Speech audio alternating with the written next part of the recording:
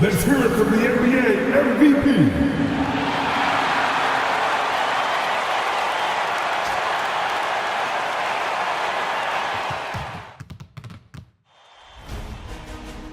New stars emerge to inject a youthful exuberance. The Minnesota Timberwolves enter the postseason with the best record in the conference. But now, the stakes are higher. Will their dominance be tested as they go up against the Portland Trailblazers? Round 1, Game 1, the NBA playoffs, coming up next. After a long journey through the regular, so here's Portland's starting group.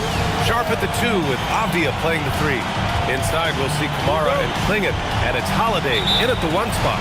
And for the Timberwolves, Edwards is the 2, McDaniels the 3. Randall and Gobert are in the middle, and it's the Beast in at the point guard position.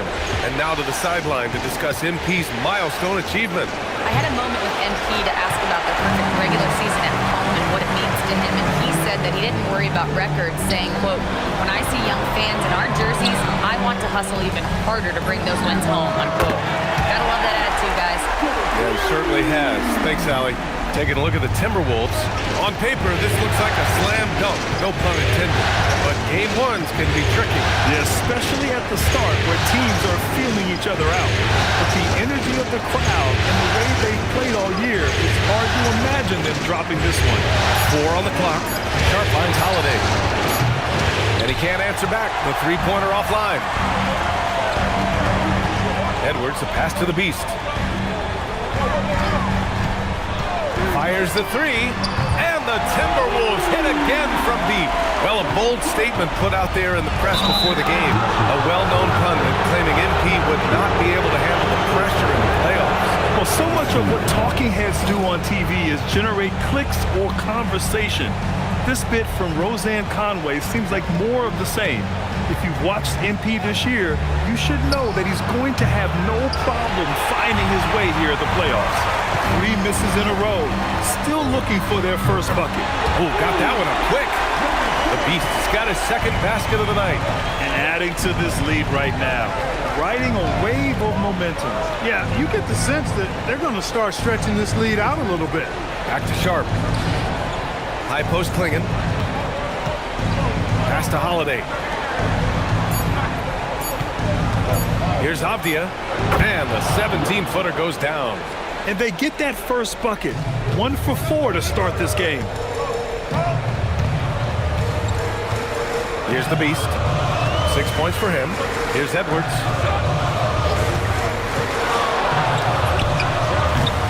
Holiday grabs the miss.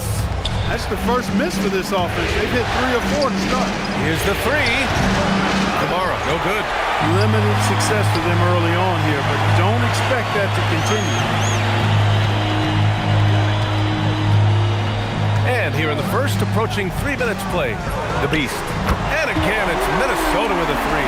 After the massive regular season he had, it's easy to see why there was so much hype surrounding MP heading into the playoff stretch. Yeah, and a lot of pressure on him, too.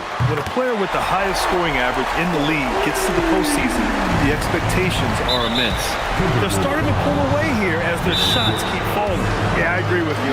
Big run taking place right now, and it looks to be the beginning of the end. And Chris Finch wants a timeout. Coach probably just checking to make sure everybody's on the same page here.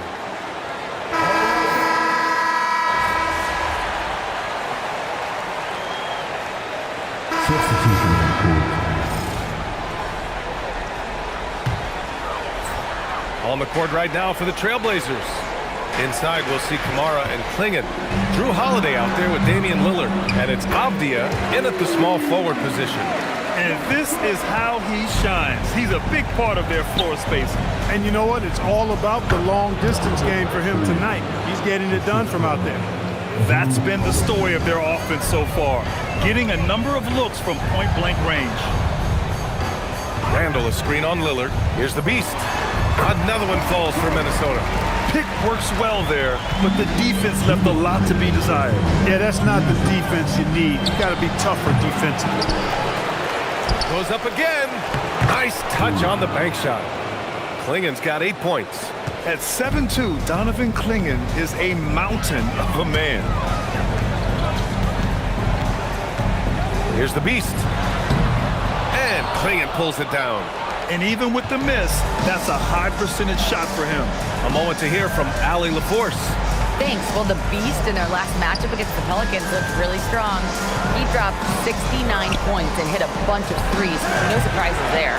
And really, it's a game that will stand out when you look at his career, considering how absurd some of those numbers are. Guys?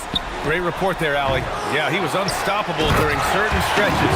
It'd be great to see him top that performance tonight. Well, his team needs him to contribute. When he's on his A game, he just makes play after play. For sure, and draws so much defensive attention that it opens up opportunities for others. Here's the beast. 14 points for him. And Gobert with the stuff. Well, defensively, you know you need to box out Gobert. That's a missed assignment right there. The three, here's Lillard. Randall pulls down the board. He's giving his all, but you can't force yourself back on track. Took the opportunity when he saw it. The beast has got 8 points in the quarter. He's been dropping them in from downtown since the tip.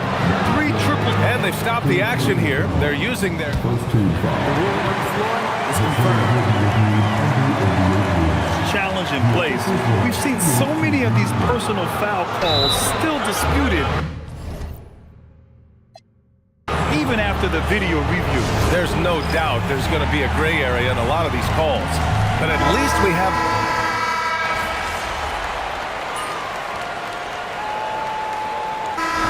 the first half, a pretty lopsided affair. It's Minnesota just dominating this one. And we'll be right back after halftime for the start of the third quarter. See you in just a bit.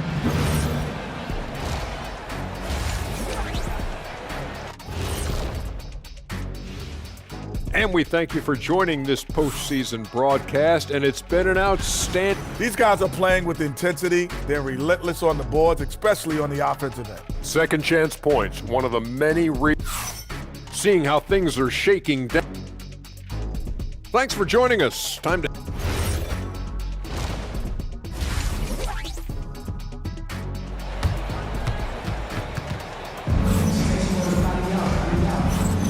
And time for us to get back into it here in Game 1.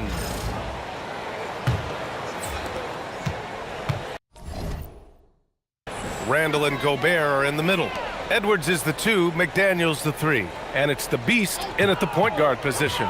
So that's the lineup for Minnesota.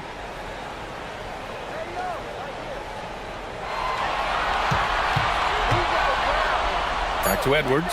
4-3. Out of bounds. It'll be Portland's ball.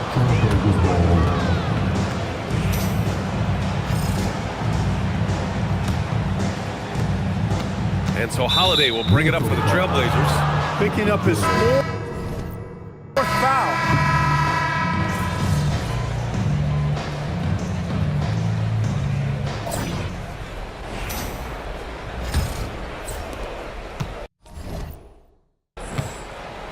On the court right now for Portland. Avdia is the 3 with Grant at the 4.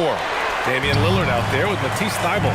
And it's Reith in at the 5. Buries it from 3. The Beast has got 20. Now you have to extend that defense. I mean, you really have to stay connected to him at all times. Yeah, especially with the score being what it is. I mean, you got to tighten it up on deep. Grant in the post. Ingles defending. Grant's shot is off. There's the 3. Connects again from distance. And he's letting it fly from long range to devastating effect. And has now tied the franchise record for triples in a playoff game. Here's Lillard. Oh, and the jam by Lillard. Oh, wow. Dame just sticking it to the other team, and you can see it's motivating his squad as well. Reed, good.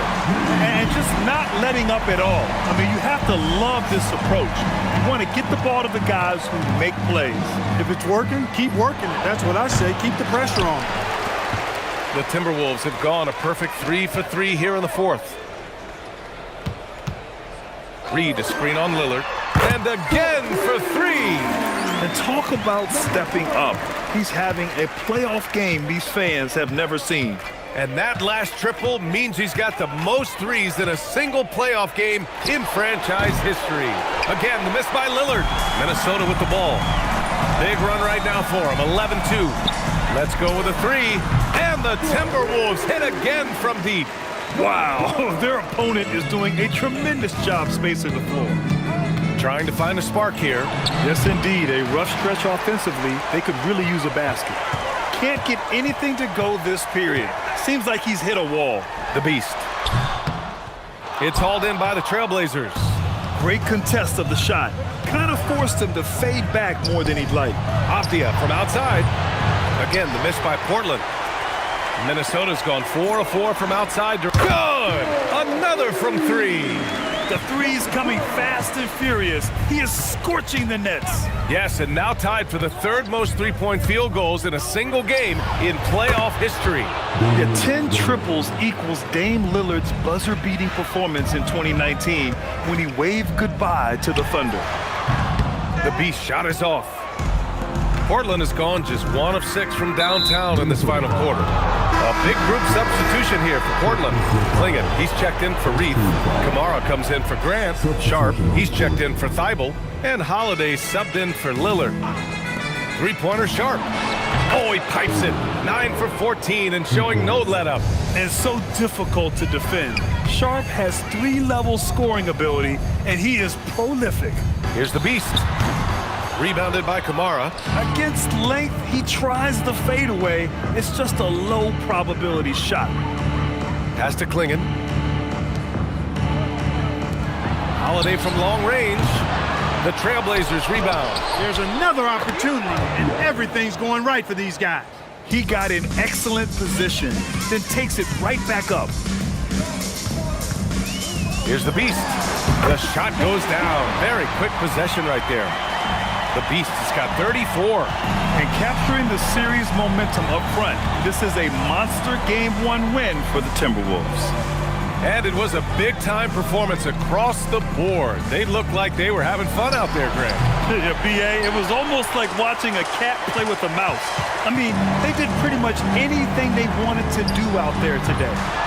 And they have to be pleased with how they got this series started tonight. A nice 1-0 lead. The key now is to carry this same energy forward and get that second win. These are the playoffs, so you can't afford to relax or think you've got the series in the bag. And even the opposing fans can't deny this was a sensational game for the Beast. He was on a tear. Everything seemed to be finding the bottom of the net for him. I'm sure he'd like to build on that performance going forward. Flushes it down to finish the break. Stepping up and nailing an important shot to put this away. And, you know, this run shows what kind of attitude this team has. I mean, the win is there, go get it. But the depth they have at that spot, they're more equipped than most teams to handle that kind of loss. And so it's Minnesota easily. MP, what was it like competing in your first playoff game, and how were you?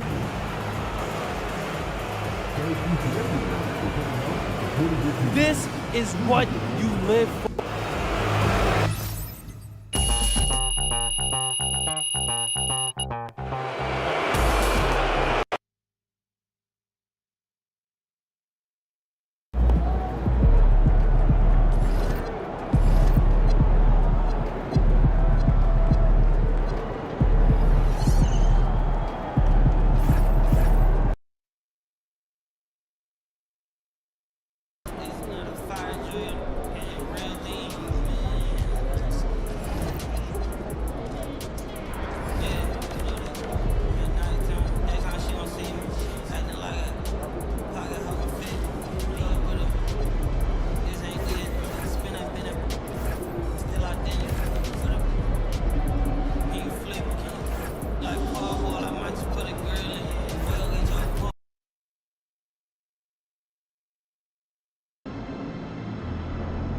All right, MP, win this game, move on to the second round.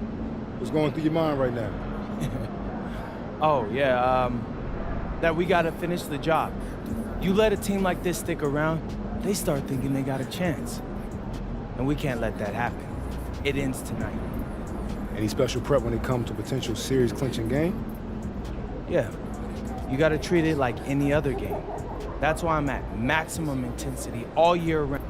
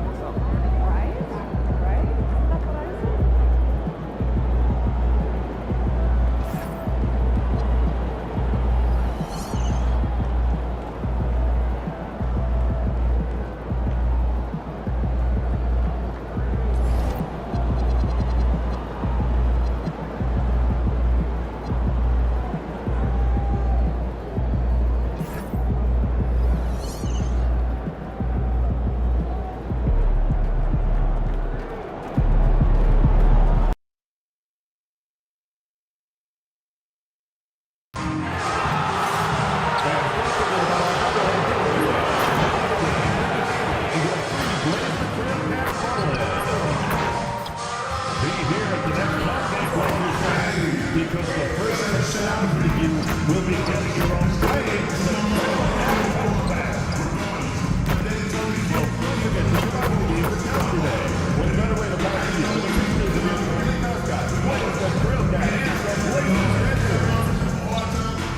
Trailblazer fans, get tickets now for the best game packages of the year.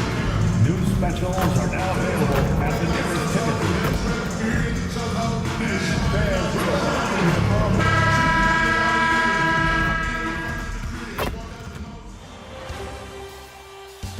Round 1 continues with a refreshing surge. The Minnesota Timberwolves have a commanding 3-0 series lead. Is it time for their dreams to be realized? For their thirst to be quenched? Find out tonight as they do battle against the Trailblazers. Will there be an upset in round 1? It's all coming up next. And this is it, Game 4 of the Western Conference quarterfinals. We're looking at what could be a very short series. We'll watch the Portland Trailblazers in this one as they go up. Look at Portland. This has been a very difficult series for sure. They find themselves in a historically hopeless scenario, down 3 games to 9. Well, at least they are here at home. Maybe these fans can light a fire under them, and they can make something out of this series. And checking out Minnesota's opening lineup, the wingmen, Edwards and McDaniel. Randall and Reed holding down the post spots. And it's the Beast in at the point. From outside, off the mark. Here's the Trailblazers with the ball. Now Sharp. Pass to Avdia. Yep, that one goes in there. What a confident shot by Denny Avdia. He is not afraid of physical contact, clearly. And this is his first trip to the line tonight. Here's the Beast. How about the start of MP's career? Winning Rookie of the Year. Well, he had no issues adjusting to the speed and physicality of the NBA. And man, I can't wait to see what MP has in store for year 2. This kid has incredible potential. Handle a screen on Lillard. Pass to McDaniels. Right wing. Clock at 6. Here's the Beast. Knocks down the 3 ball. And they don't want to get in a habit of giving him open looks from 3. First quarter still, but not who you want to leave open. And timeout called by Chris Finch. He's going to take a few moments here to check in with his team and regroup. The Beast's gone 1 of 3 from beyond the arc. Shot from the wing. Lillard with the bucket. Well, we know this guy is always a threat offensively. You can't lose sight of him. Pass to the Beast. Randall a screen on Lillard.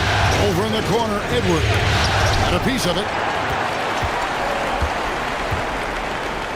Avdia against Randall. Avdia, the pass to Sharp. From downtown. Rebound, Minnesota.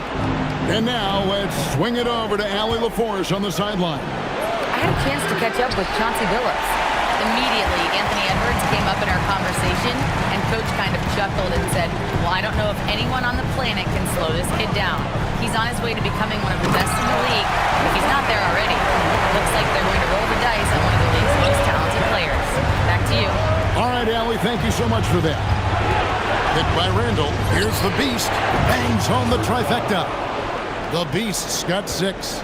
Well, it does look like MP and the crew are going to move on, and the reporter who said MP would choke in the playoffs is sure eating those words right now.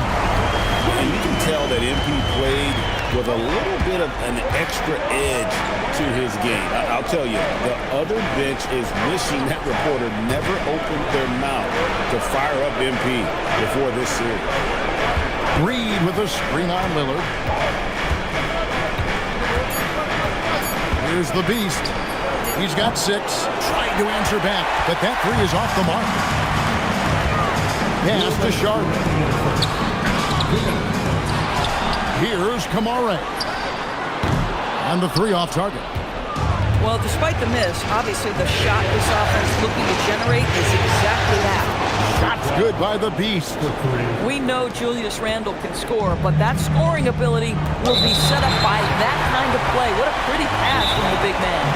2 fouls for him now in the first quarter, and now all of a sudden do you think about changing his rotation minutes from the...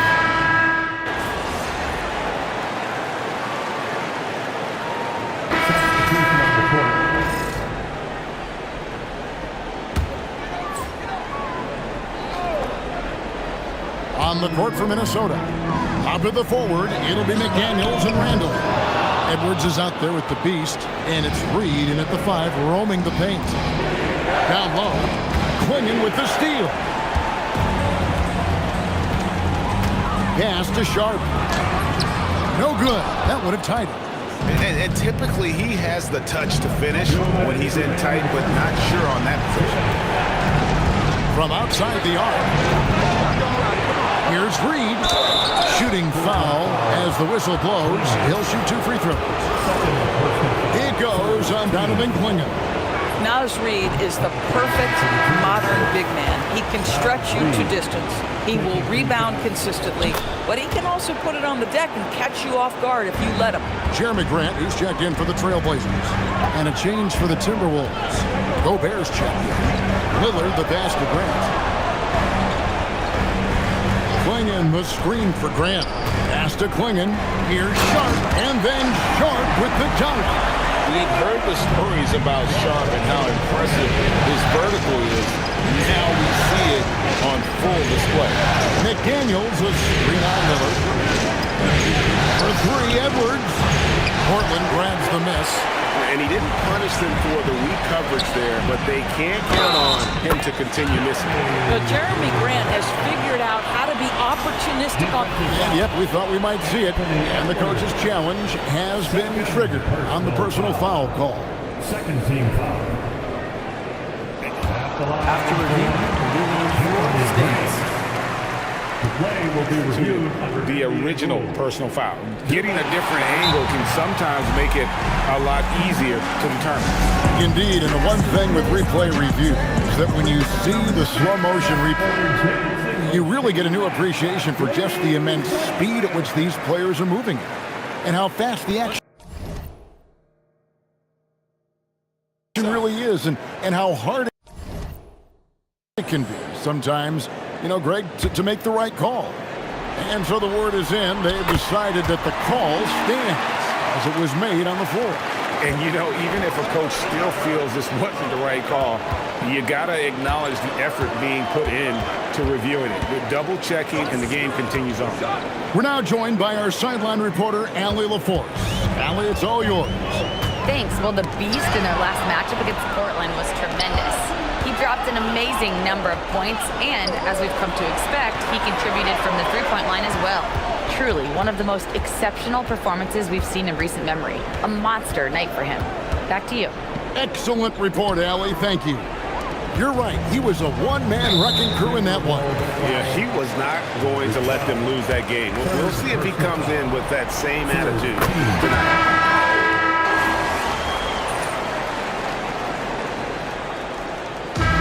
Good action through the first 2 quarters as we reach halftime.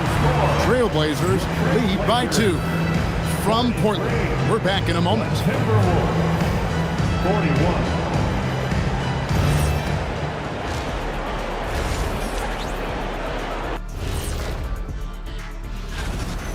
I like their aggressiveness getting to the line. Cave in the defender's chest, make him blow the whistle. If you cave, checking out the circumstances. Thank you for being with us. Now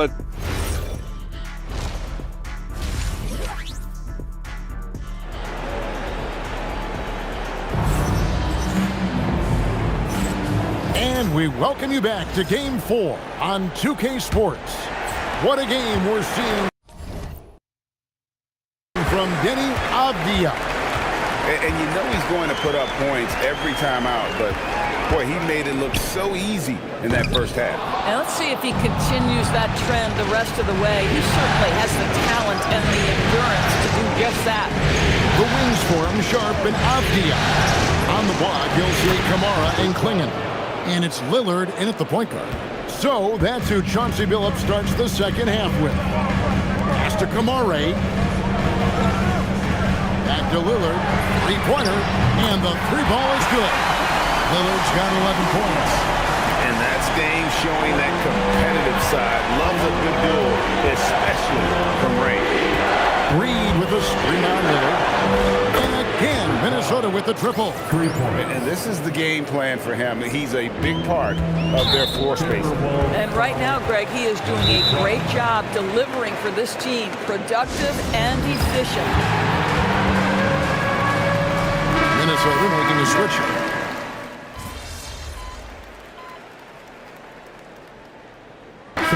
In a moment to look at the scoring approach in terms of where the points are coming from for the Timberwolves.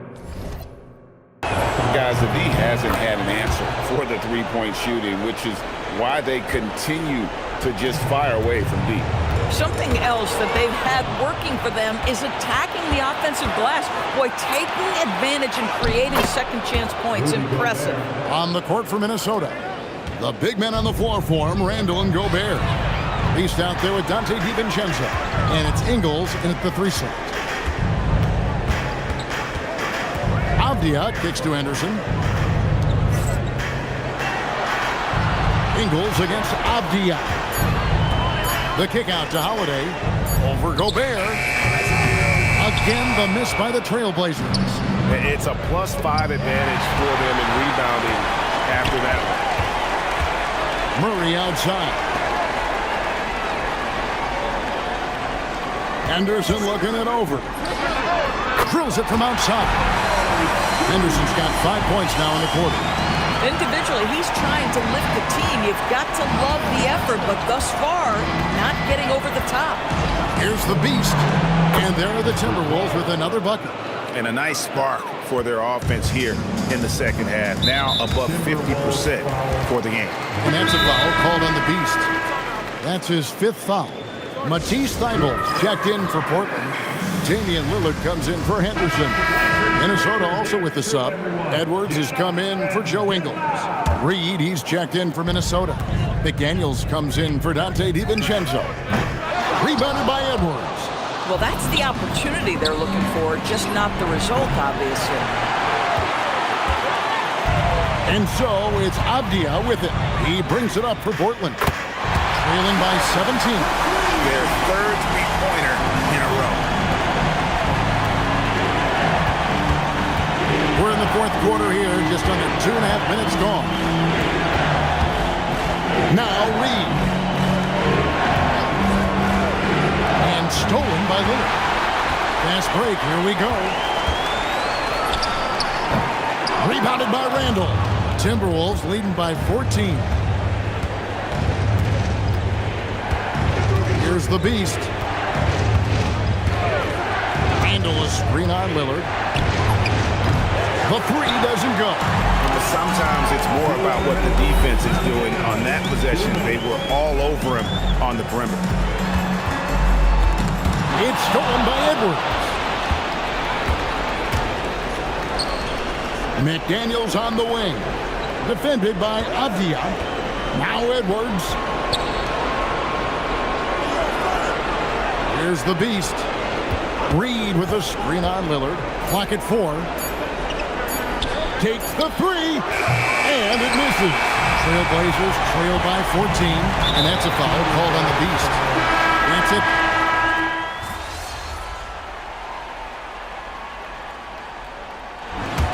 And they do it. They'll move on to round 2. What a performance through the entire first. You were dropping dimes. Your teammate. Enjoyed yourself. Have a good evening and come back and see us again really soon.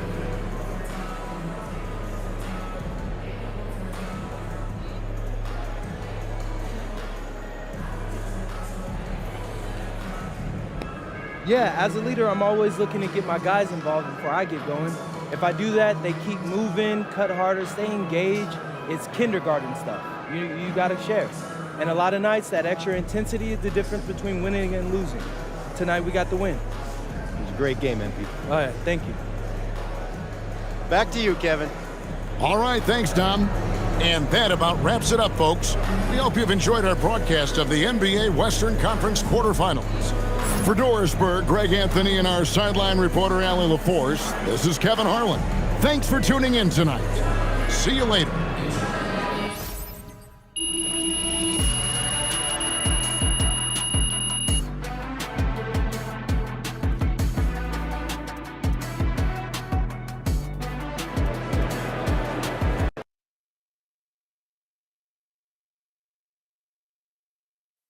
MP, MP, over here. Over here, back MP. here. Wave in my hand. Right I here. got a lot of them. You can see it. Been Miss, waiting all day, waiting all day. Miss. We won. And that's all that matters. I could have made.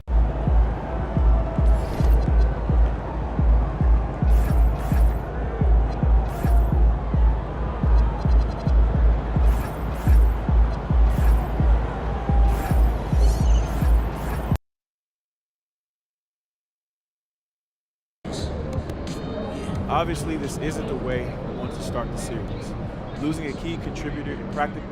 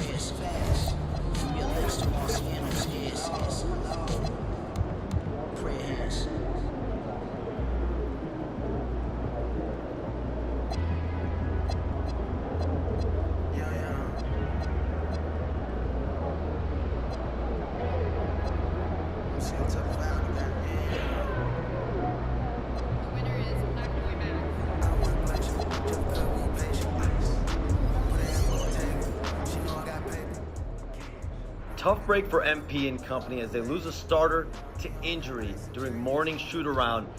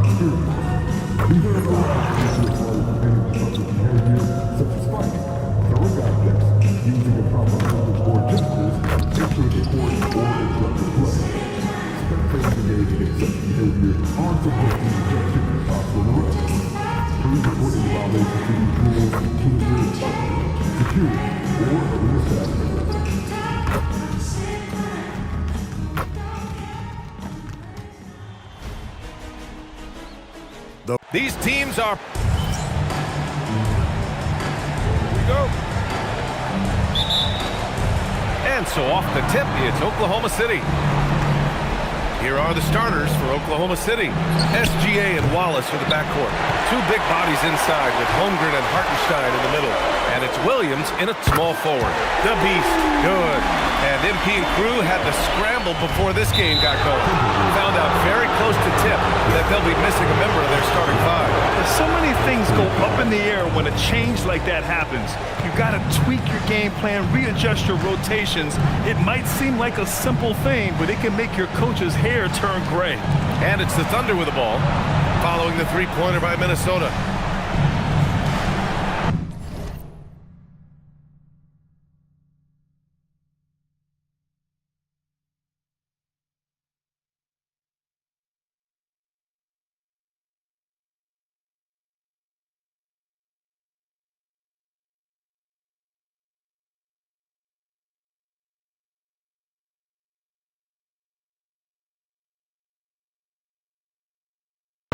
Six to shoot. Hartenstein a screen. Beyond the arc. Williams misses. Defense dodged the bullet that time. Total breakdown. Randall on the screen. The three is up. And the Timberwolves hit again from deep. Easy look when the defender isn't fighting over the screen. Yeah, it's certainly worth it to disrupt the offense. Coaches notice that extra effort. And Gobert with a block. Stellar defense. Gobert will have him thinking twice about bringing it inside again. The Beast, good. When you let a team knock down that many threes, you know you're likely to be on the wrong side of a run. SGA passes to Holmgren. Here's Hartenstein.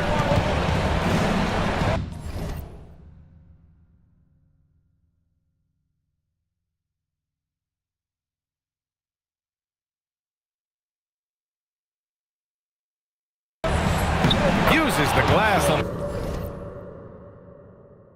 the layup. Just taking it right to the rim, and no one was there to greet him. Once he gets in deep on the defense, there is no way he's missing a layup like that.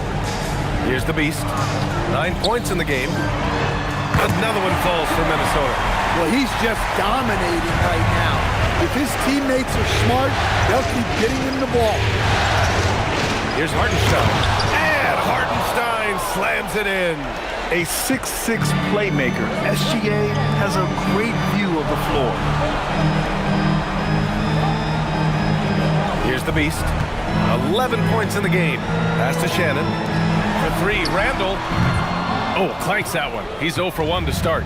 Well, there you have it. Their first miss of the game, but still off to a solid start here in terms of shooting. And here we go, the Timberwolves on the run. Here's the Beast. And he takes it in for the layup off a very nice feed. The Beast has got 13 now. Their ball movement on this run has been tremendous. It's led to a lot of good, clean, open looks. And there it is for him. And the D can't allow Gilgeous-Alexander to get this positioning, because once he does, he makes you pay. About 3 minutes gone here in the first quarter. The Beast, good. And the defense is really allowing them too much room on the perimeter.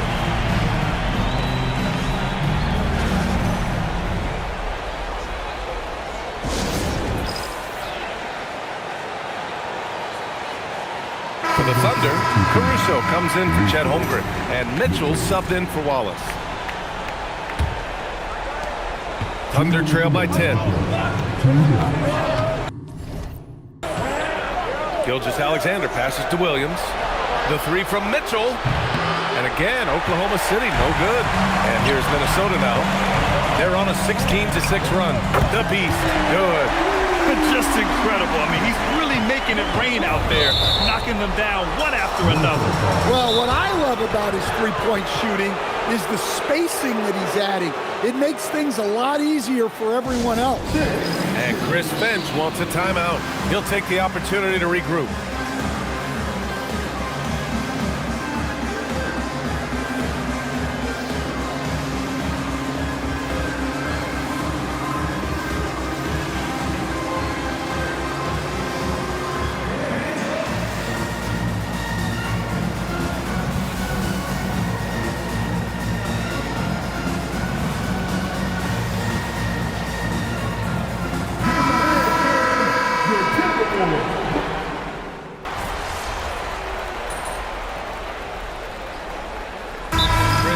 Wants a timeout. Coach taking this moment to speak to his guys, maybe alter some of the game plan. Here in quarter two, we played a little over 2.5 minutes now. McDaniels at the 3 with Randall at the 4. Then there's Rudy Gobert, and it's Shannon in at the shooting guard position. So that's the lineup from Minnesota. Well, when you look at what he's provided them on the offensive end, it's been an important part of why they're...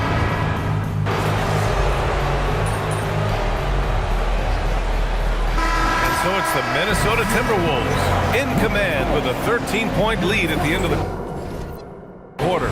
They've been fantastic pushing the ball. Fast break points a key to this lead. All right, we'll get back to the action after this break.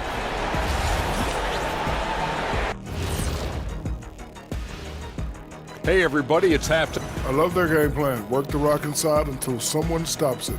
It's a simple, direct strategy, Shaq. And when you can pull it off, seeing how things are shaking down for the Timberwolves. Appreciate you joining us. It's been...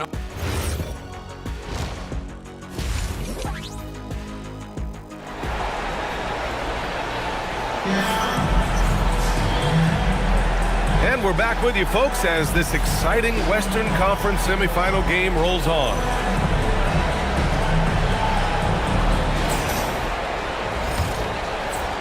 Minnesota leading by 13. And on the floor for Mark Dagnall starting the second half. Two big bodies inside with Holmgren and Hartenstein in the middle. SGA and Wallace in the backcourt. And it's Williams in at the 3, the small forward. From deep.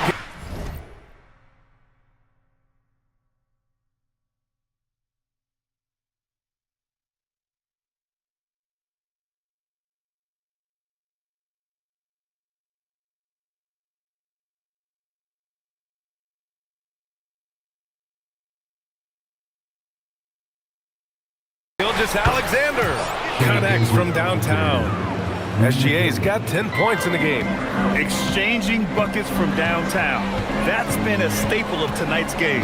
Yeah, sometimes you get in a shootout like this, but you just hope that you can get a stop first. Dare I say, he's had a perfect game. Incredible. No misses thus far.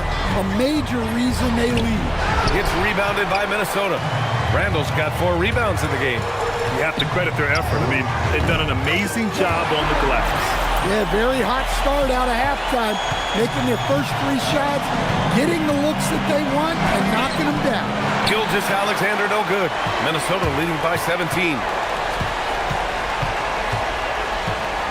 Here's the Beast. He's got 26. Sinks the tray. The Beast has got 10 points in just the second half. Here in the second half, they've just found better shots. Yeah, they've looked really in sync after the break. Getting the shots they want and converting. Pulls up on the wing. Again, the Timberwolves score. And right now, that's 5 buckets in a row. Looking like a well-oiled machine coming out of the break. From deep, Gilgeous Alexander. That doesn't go either for SGA. He's lost his rhythm completely this quarter, but he's determined to stay after him. Here's the Beast. And again, it's Minnesota with a 3. Well, he has owned this quarter. A major reason they're up right now. And that's his 4th. And Coach doesn't like the call at all. People were worried that this would slow the action down. But with so many close calls in every game, the NBA was smart to adopt this challenge policy in 2019. You know, one thing this does for a coach is let his players know he's got their back. If they're adamant that the call was wrong, he'll back them up and make the refs take another look. And they've made their decision. The call will stand. And as much as it hurts to lose a challenge,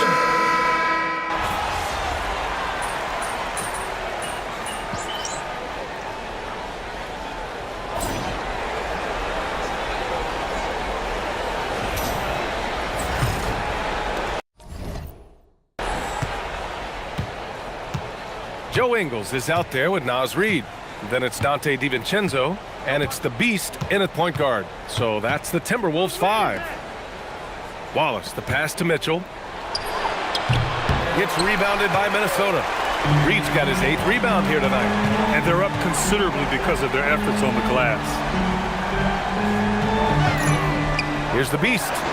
And again, it's Minnesota with a 3. He's carried much of the scoring load tonight, and with the win in reach, don't expect him to let up. Pass to Mitchell. There's the triple. It's rebounded by Minnesota. Yeah, you wonder what is he thinking right now. He's not shooting the ball well, and shots like that only hurt his team more. Ingles, a screen on Mitchell. The Beast connects again from distance. Buries his 10th triple of the game. Unbelievable, B.A. Unbelievable. The 3 from Mitchell. Reed with the rebound. Reed's got 9 rebounds in the game. Boy, he's getting it done. Well, so far in the second half, he hasn't been able to get another 3 to fall. Gets the 3 to fall. The Beast has got 43 points. And they're refusing to take a break, even with a nice lead. They just continue to attack. You have to love it. Yeah, to put together this kind of performance at both. And again for 3. The three's coming fast and furious. He is scorching the nets. Yes, and now tied for the 3rd most three-point field goals in a single game in playoff history. Ingles, a screen on Mitchell. Here's the Beast. Good! Another from 3. And he's notched the 3rd most three-pointers in a single game in NBA playoff history. Yes, one of the best games of his life, or anyone's for that matter. He has been unstoppable. Yeah, loose coverage by the defense, but he just couldn't make them pay. Takes a 3. Another bucket! Wow! That's 52 points for him. Making it all look too easy right now. On the wing, Mitchell to halt the run. Drains the triple. And both teams running long-range plays that are working. Well, you know it's become a three-point shooting league. Teams shooting a steady diet from outside. Here's the Beast. And got it! Another basket! Oh, he's been absolutely ridiculous in this game. For BA, it feels like he can't miss. Here's Mitchell. Pass to Wallace. Nice ball movement by Oklahoma City. Williams misses. The Timberwolves have gotten all 7 of their shots to go. Impressive here in the 4th. The Beast, good. They are unconscious from outside. And so far, the defense has had no answer. Look, when the 3 is falling like this, there's not a whole lot you can do defensively. Well, that's a great pass.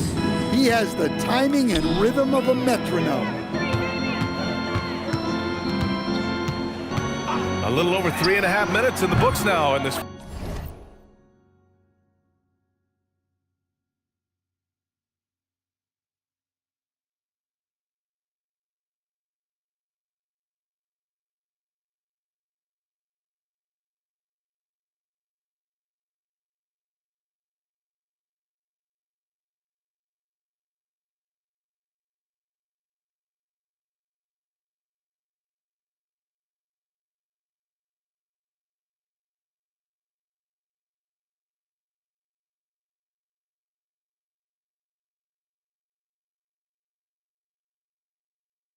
Fourth quarter. Oklahoma City's gone only 1 of 4 from the perimeter here in this 4th quarter. And capturing the series momentum up front, this is a monster Game 1 win for the Timberwolves. Pretty clear who the better team was today. They dominated in just about every phase of this game, Grant. BA, it's almost hard to think what didn't go well for them. Their plan, their execution, everything was absolutely on point. Connects again from distance. He's putting on a shooting exhibition that has left this entire arena in awe. And you know he finds himself tied for second place all time in three-point makes for a playoff game. So we see the Timberwolves taking the W here. And it always takes a lot of pressure off a team when they get the win in Game 1. It's the most important game of the series. They've shown they know how to beat this team. The formula's in place. Now they just have to stick with it for the next few games. Now we send it over to Jennifer Quintana. I'm here with MP, whose team pulled out a gutsy win after finding out just moments before tip-off they'd be down a starter. How much confidence does it give you to win this game without one of your most important players?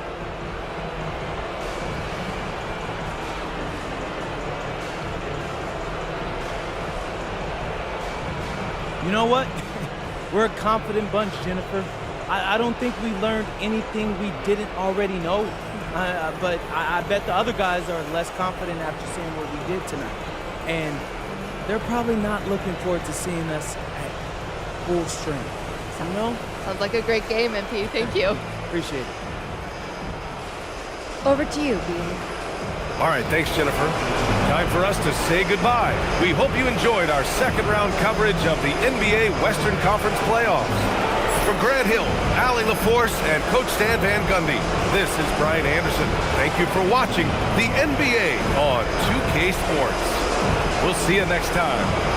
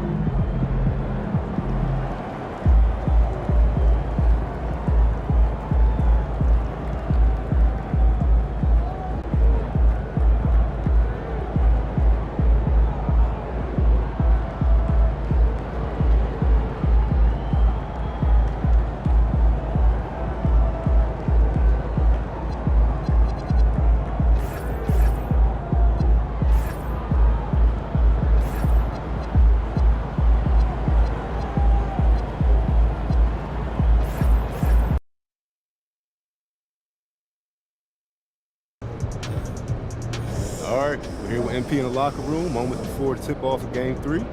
MP, there's been some chat on social media about a bug that's going around. Yeah, I seen that. So why don't you tell them how you feel? Okay, I mean, listen, it's simple. Y'all don't gotta worry about your boy MP. I'm 100% locked in and ready to go. See that, folks? He's doing just fine. Yeah, better than fine, actually, Xander. I'm about to put on a show for all y'all tonight, so just keep watching. MP, out.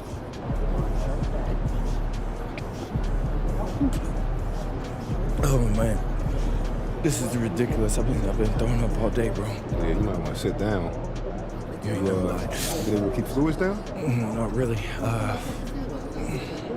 I've been working with the trainer, so I think I'm as good as I'm gonna get right now. You ever played a game this sick before? One time in high school, I had strep throat, 103-degree fever. Yeah, fatigue, all of it. My mom was furious that I played. It's fair to your mom. How'd you do? Like what? Like in the game in high school? Yeah, how'd you do? Good. You serious? You're dead serious, bro. I'm gonna try to see if I can tap into some of that magic tonight. Right after I cook the game.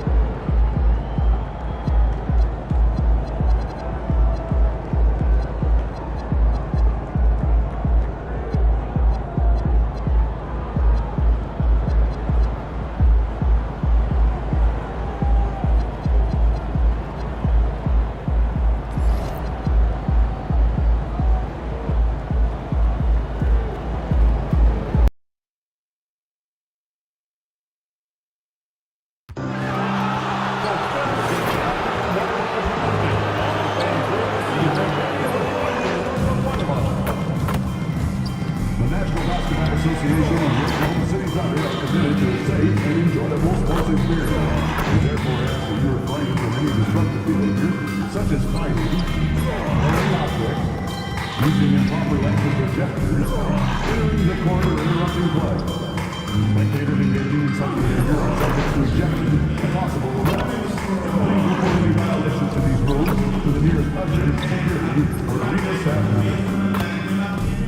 There's some great upcoming matchups, fans. Be sure to stop by the ticket booth or visit the team's website to book your return. And don't forget about our bobblehead giveaway day. Come to the game, bring your family, and get a free Rumble the Bison bobblehead. We want you.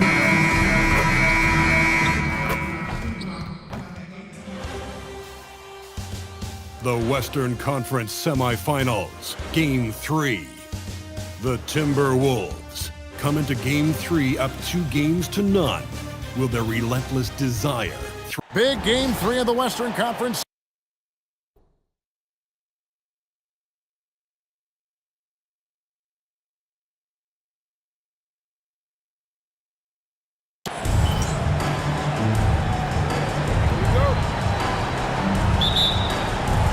And it's going to be the Thunder off the tip.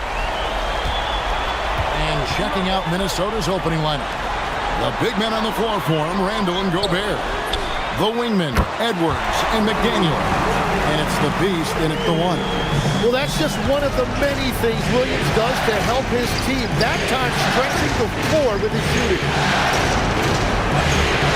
Here's the beast. And they wasted no time getting those 3 points back.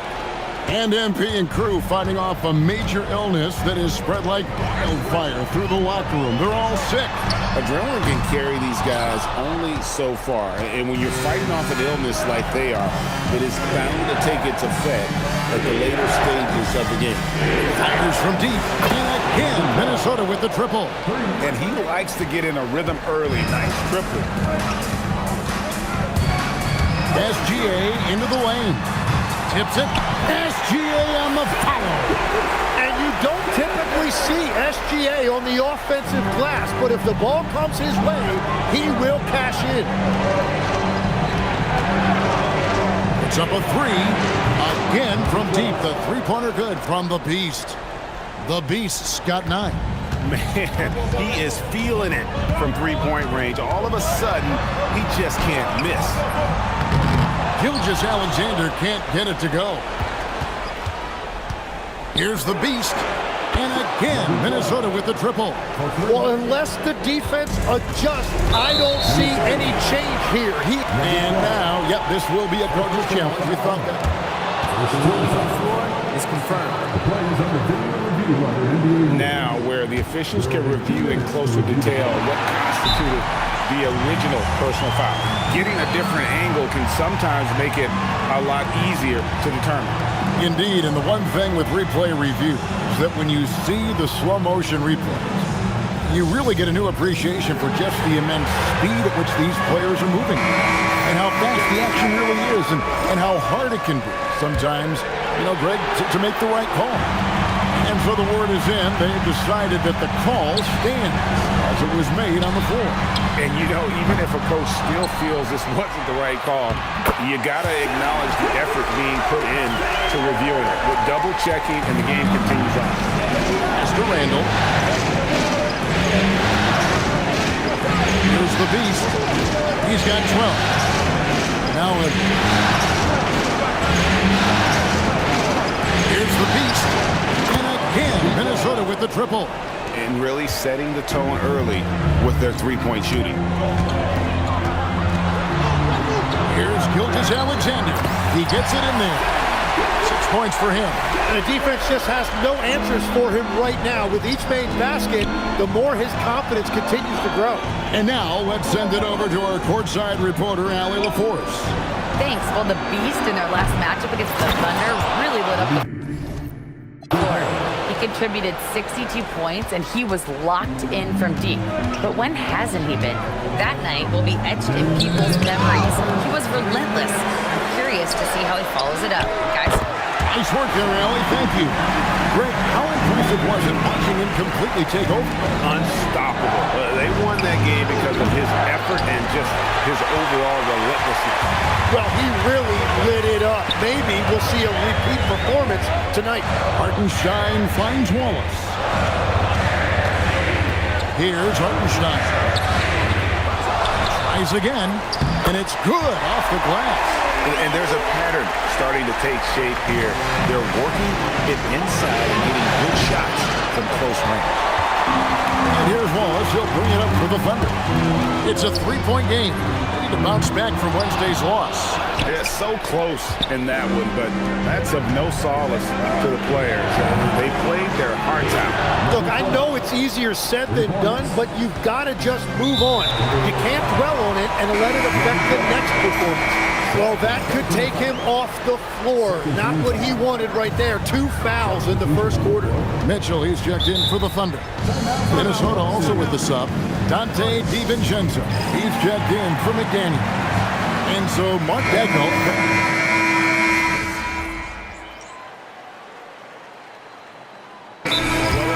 Good, bad, or indifferent, coaches will have adjustments to make throughout the course of the game. Yeah, I just don't think right now they're doing a good enough job of hunting the right mismatches. Wallace outside. And the foul called on Edwards. That is his first foul of the game. First personal foul. 14 foul.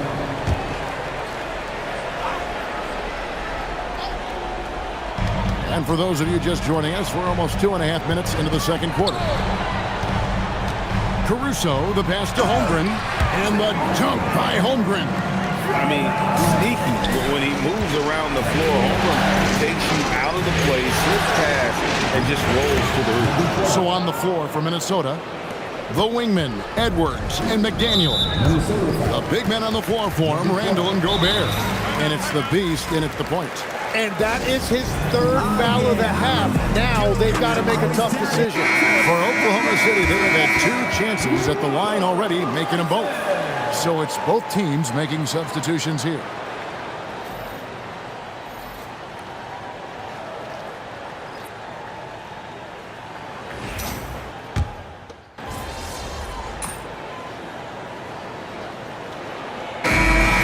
The end of the first half of play. Thunder lead by 15. We'll take a quick break, then get you back to the action.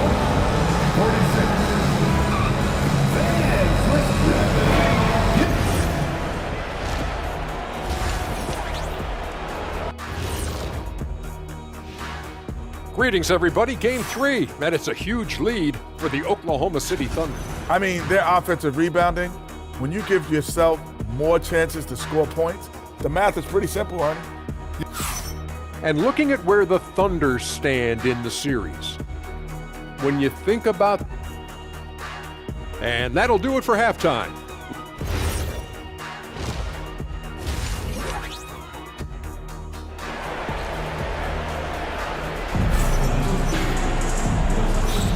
And we're back with you, all set to bring you more action from Game 3. You know, Shai Gilgeous-Alexander has been exceptional here tonight, guys. And the way he goes at defenders, he is bound to get to the line just like he did there in that first half. Yeah, the key is to be in an attack mindset but still play under control. When you do that, good things tend to happen. At the guard spots will be seen Gilgeous-Alexander and Wallace. Holmgren plays at the 4 with Hartenstein at the center spot. And it's Williams at the 3. And that's who Mark Daigneault starts the second half. And how about the last 5 made shots have all been threes? The defense is just giving up a barrage. Knocked loose. Williams with the steal. Pass to SGA. Second half rolling along now. About a minute played here. That is so clever by Gilgeous-Alexander. He gets the defender in the air. Gets him to bite on that shot fake. This is his second trip to the line in this one. Dante DiVincenzo. He's checked in for the Timberwolves. And that's about what we expect. He's been excellent from the line tonight. Here's the beast. Connects again from distance. Buries his 10th triple of the game. Unbelievable. He dents the rim with a 2-handed slam. Wow. And your point guard's got to be the catalyst. Great job getting to the 10. Well, Greg, he knows when they need a lift. It was an aggressive move that could change momentum. Holmgren kicks to SGA. A 3-ball. The Thunder with another miss. Timberwolves trail by 9. Here's the Beast. And again for 3. He has been on the money from deep. Yep, definitely looking to shoot it as much as possible. Pass to Holmgren. And that's a foul called on the Beast. That's his 4th foul of the contest. And with 4 fouls,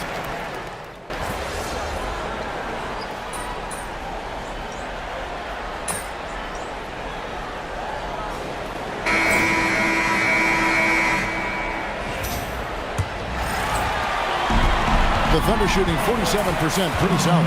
So on the floor for Minnesota, Randall and Reed holding down the post spots. Dante DiVincenzo, he's out there with the Beast. And it's Shannon at the 3 spot.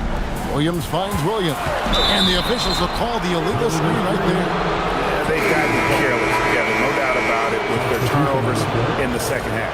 And Oklahoma City making a change here. Wiggins is checked in, and a change for the Timberwolves. Ingles is checked in. Reed with a screen on Mitchell. Connects again from distance. You can tell he is feeling it. Kevin, he's on fire. And that's a foul called on the Beast. That will be foul number 5 on him. Bones Highland is checked in for Dante DiVincenzo. And that's a foul called on the Beast. That's it for him. He's fouled out of the game. And he has to take that.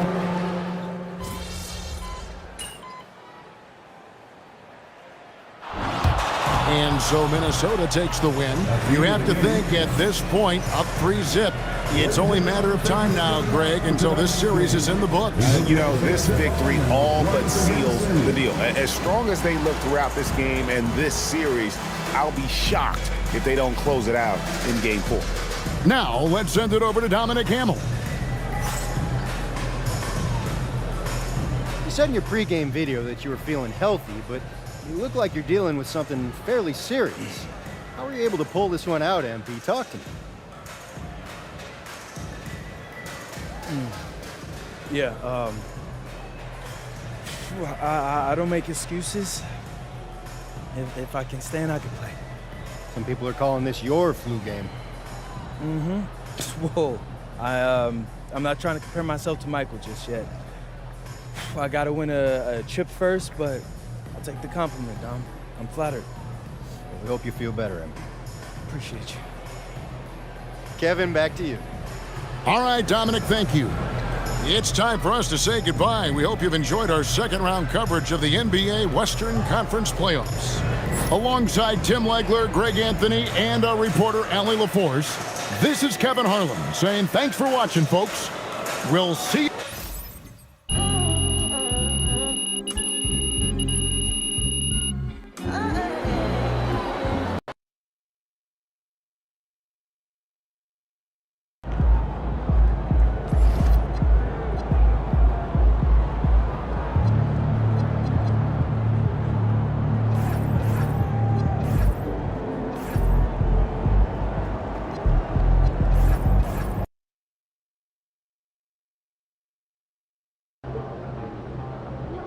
Okay, so story time. When I was in Europe, I had a rough start to the season. And that's because the adjustment to the pro game was tough for me. I didn't speak the language, and an airline had even lost one of my bags. Now to think about it, I lost a pair of my favorite Jordans. Oh, not the J's. Yeah. Yeah, I was moping around during one of my first practices because of that, and a teammate came up to me and he said, MP, everyone's life is hard. Yours, mine, the people in the stands. Nobody cares about your problems. Talk about tough love. True story, yeah. He didn't like me at first either, but he helped me whether he knew it or not. How'd he do that? He snapped me out of it. Out of all my self-pity, it was gone. You know, I realized that I was dealing with something, but so what? And I had to ask myself, okay, I can try to overcome it, or I can give up. What kind of person do you want to be? That actually makes sense. I'm not gonna lie. Right. So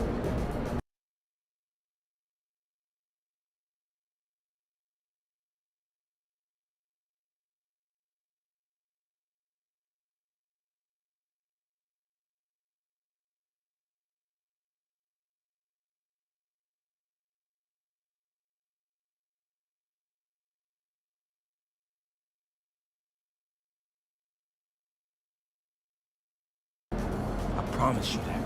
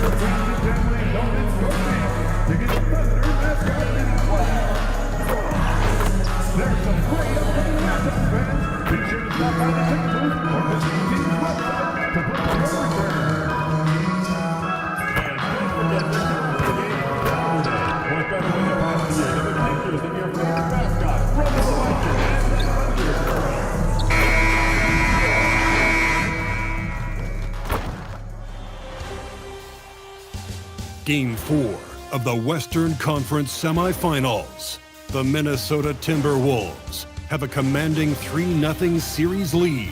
Is it time for their dreams? And what a game we have here tonight. A potential...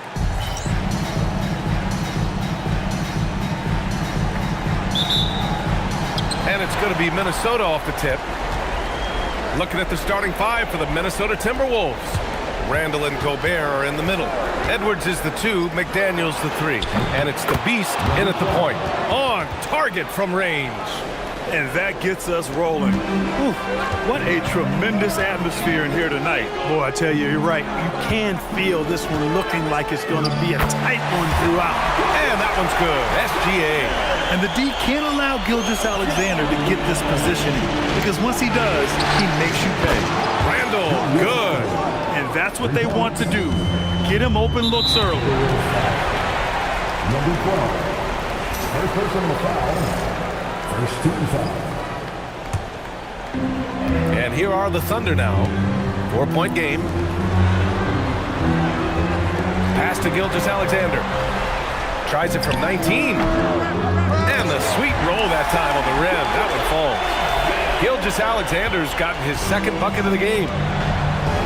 For 3, Randall counted from distance. 3 out of 3. Perfect start. Let's see how long they can ride this wave. And here's SGA. He'll bring it up for the Oklahoma City Thunder. Wallace, the pass to Holmgren. Off target from 3-point range. For Minnesota, they've gone 3 of 3 so far from the floor. Picked by Gobert. Here's the Beast. And another 3 from Minnesota.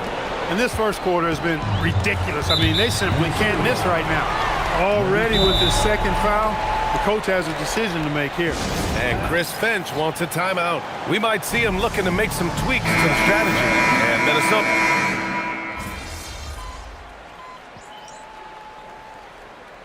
Substitution on the court.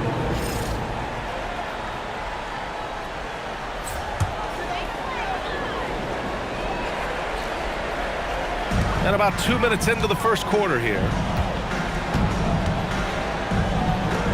Outside, SGA from the arc. Hartenstein controls the rebound and the putback. Tremendous hustle, working hard for that bucket. Inside, drops puts in the layup for two.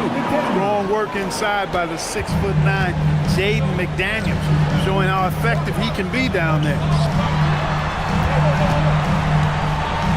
Wallace outside. Pass to Gilgeous-Alexander. Outside, Williams. Knocks it down from distance. He's a go-to guy for them because he's that consistent. Time and time again, he delivers. Randall, a screen on Gilgeous-Alexander. The beast. And again, it's Minnesota with a three. They're getting torched on the perimeter. 4 of the last 5 buckets have been threes. It's hard for me to... And they want a second opinion on that call. The signal for the coach's challenge has been made.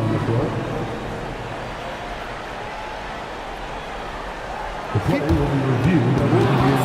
It's confirmed. The officials will have 2 minutes to review the play. Every game, the NBA was smart to adopt this challenge policy in 2019. You know, one thing this does for a coach is let his players know he's got their back. If they're adamant that the call was wrong, he'll back them up and make the refs take another look. And they've made their decision. The call will stand. And as much as it hurts to lose a challenge, I think Coach would challenge that call again if he could. He really disagreed with the foul, and he's still peeved. First quarter of play, and we're about 3 minutes in. They took a bit of a risk letting them stay out there with so many early fouls, and now they'll be paying for it the rest of the game. So it's both teams making substitutions here. And let's send it over to Allie LaForce. Diagonal. And so the Thunder take the win. And they're still in a tight spot. But you have to applaud the grit they showed to get this win. You can't ever underestimate a team.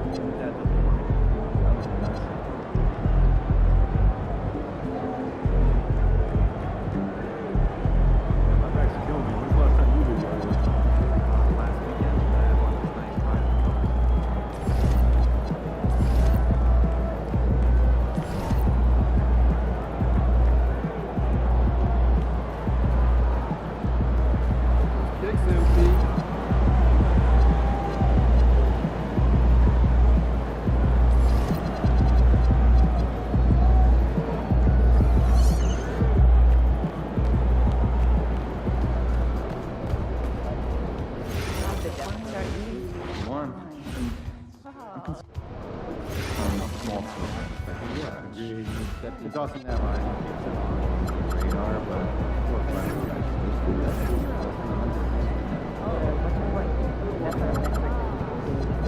Sure. No one's watching us. Easier to focus. I don't know if that's good. Imagine if hundreds of people are doing it. Would you be nervous? Hard to do legal people. It means getting better. Once you get the young guys together, nothing built for that. Anything specific. Even if that move, might go clear out, and pop and have you screw. That's great. Also, it doesn't go for 15 minutes and scrimmage doesn't touch anything.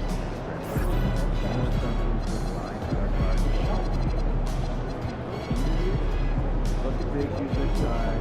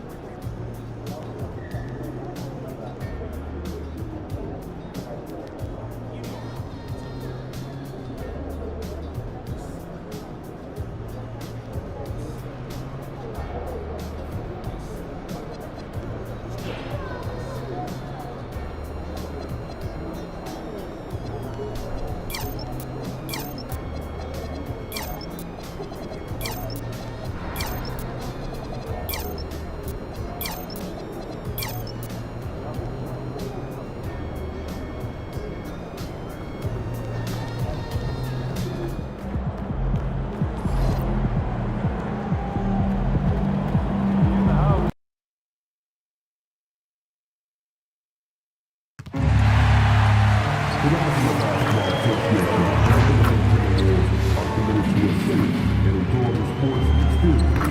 These are 4 attitudes here for creating trusted behavior such as fighting, throwing objects, using improper language or gestures, entering the court, or disrupting play.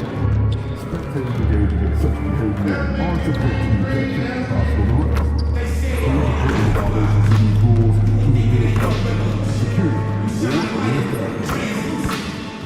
And coming up is Crush Your Pad Game. Come out to the game and use your very own Crush Your Pad. The top of the game worked out today. What better way to pass the game? Pictures of your favorite mascot, we want your time experience to be enjoyable and original free.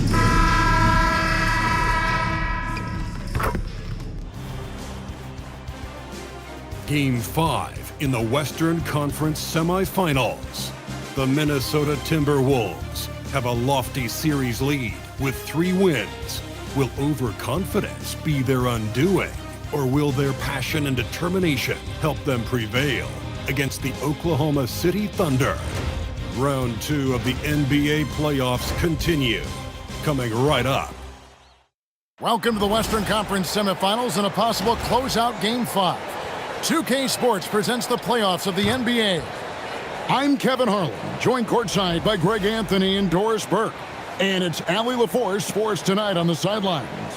Now the opening lineup for the Oklahoma City Thunder. Out on the perimeter, Wallace and Williams. Holmgren plays at the 4 with Hartenstein at the center spot. And it's SGA in at the point. And for the Timberwolves, Randall and Reed holding down the post spots. The wingmen, Edwards and McDaniel. And it's the Beast in at the point.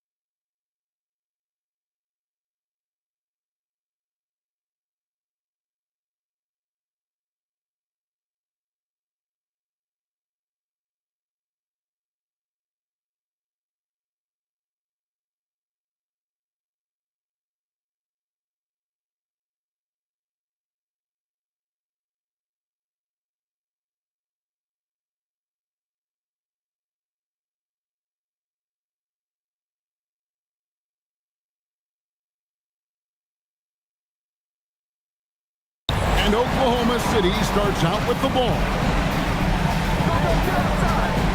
From deep, that's G.A. buries the long-range jumper. Well, that's an opportunistic three-point shot from Shai Gilgeous-Alexander. He liked the look of it. And that's out of bounds. It was last touched by McDaniel. That's a perfect example of why good hands are important in basketball. Just misread that pass completely.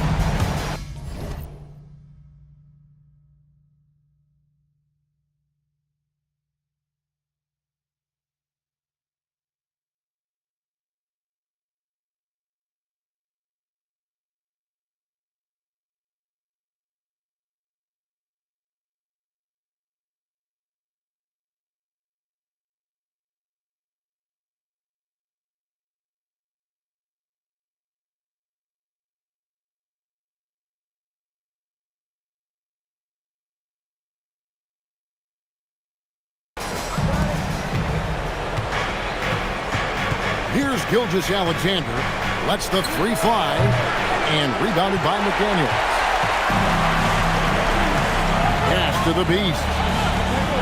Reed with a screen on Gilgeous-Alexander. Hands it from downtown.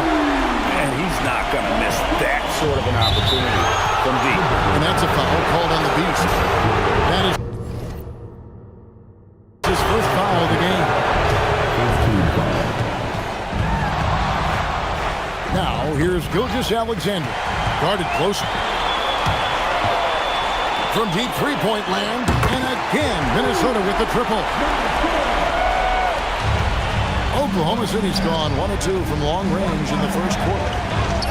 Drops in the layup for 2. Gilgeous-Alexander's got 5 now. My goodness, the ability of Shai Gilgeous-Alexander to invite, to initiate that contact, so tough. The Beast and the Timberwolves hit again from deep. And the lack of effort to fight over the screen there makes that an easy shot. You know, we see this all the time. You're basically, as a defender, hoping the man misses rather than putting in the work to get over screens. The Timberwolves have gotten their first 3 shots to go in for it. We'll start off this game. And another 3 for Minnesota. All these threes they're giving up have really been the driving force on this run. Gilgeous-Alexander, that's a 2-pointer. The quick look, no good that time. So the wing on the left. Here's the Beast. That's in, coming off the...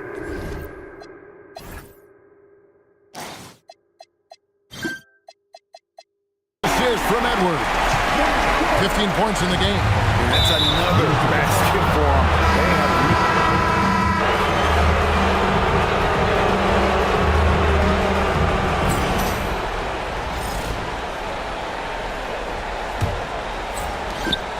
Taking a look at the Thunder. Lou Dort out there with Mitchell. Then it's Wiggins. And it's Alex Caruso. And it's Holmgren in at the 5. And so many teams now look to establish the perimeter to set up everything else. No doubt it's a growing trend, Greg, and he is highly accurate tonight.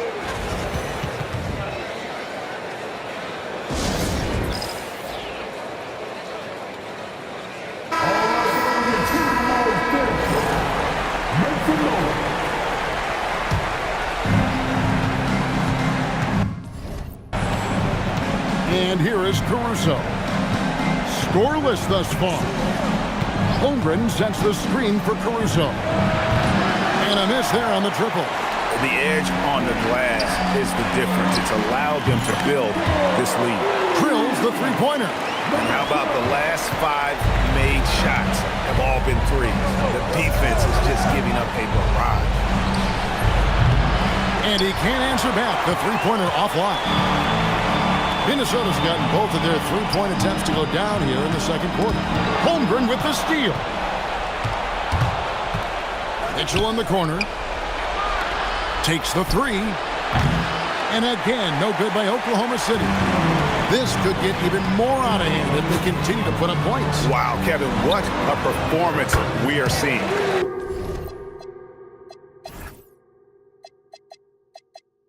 Shots good by the Beast. The ball movement on this run has been fantastic and is a big part of why they've been able to get these good looks. Holmgren with a screen on Edwards. Looking to end the run.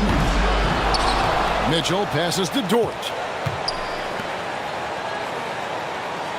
On the wing, Mitchell. Edwards defending. 4 on the clock. Mitchell kicks to Dort. Offline with his 3. Minnesota's gotten it going from downtown in the second quarter. They're 3 of 3 on 3-pointers. Man showing some terrific range. And that's now 27 points for the Beast. 12 straight points off of 3-pointers. And the D looks shell-shocked. Now a timeout called by Oklahoma City. Both teams deciding to change it up. Here are the NBA's top scorers during this postseason as shown on the 2K leaderboard. And you look at the Beast, leading the league in points per game. Such a great player. And of course, Shai Gilgeous-Alexander. And whether it's been attacking off the bounce or pulling up, both these guys have been lighting it up and powering it home. He ends a 12-0 run by Minnesota. Good! Another from 3. Buries his 10th triple of the game. Unbelievable. For 3, Mitchell. Miller grabs the miss.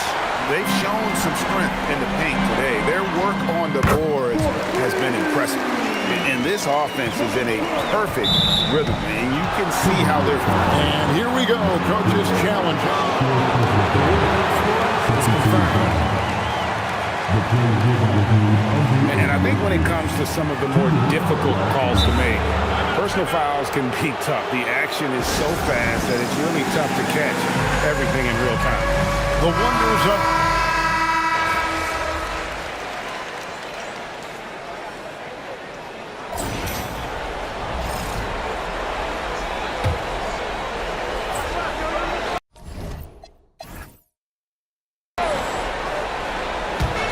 Williams up on top. SGA on the wing. 14 points for him. Count the basket. Boy, he's been impressive scoring the basketball, but it is really tough to play from behind. In the corner, Dillingham with it. Here's the Beast. And the Timberwolves hit again from G. Boy, he's been unconscious this quarter. I love the confidence he's playing with. Out to Wallace. And it's Hartenstein in the corner. And there's SGA on the assist by Hartenstein. Gilgeous-Alexander's got 9 points now in the quarter. The Beast passes to Randall. Here's the Beast. And the Timberwolves hit again from G. The defense a step slow. You can see the results. To the inside.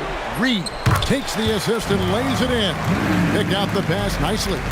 And they've done well at taking advantage of some late defensive rotations and getting the ball in the paint. And so a pretty lopsided game for the first half. Minnesota on top, opening up a huge gap. Stay with us, folks. We'll get back just after halftime to start the third quarter.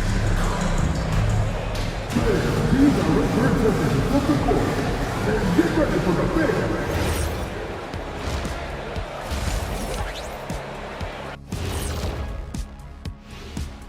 Welcome. You hear that? Yeah. That's the sound of the offense. They were absolutely humped. Seeing how things are shaking down. And that is it for halftime.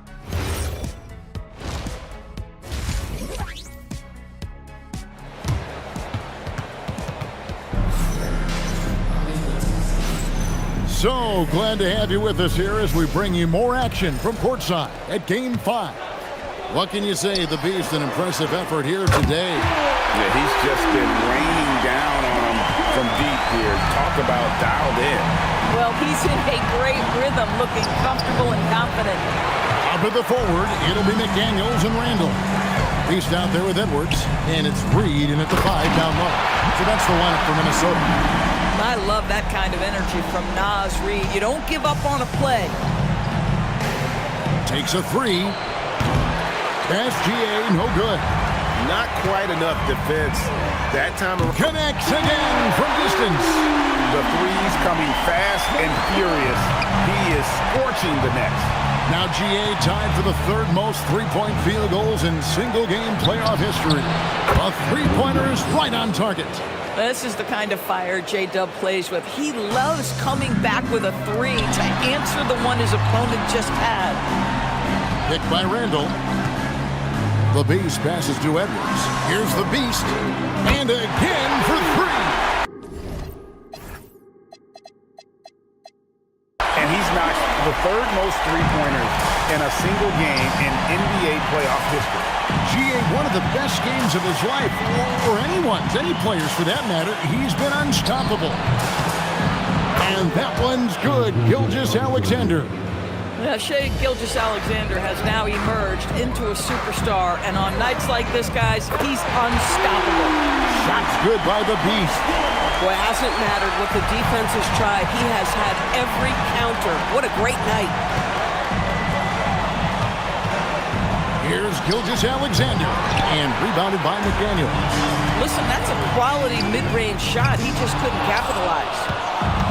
Oklahoma City has gone 1 of 2 from beyond the arc since coming out of the break. From deep, Gilgeous-Alexander. And he's good on the three ball. Gilgeous-Alexander's got 23 points.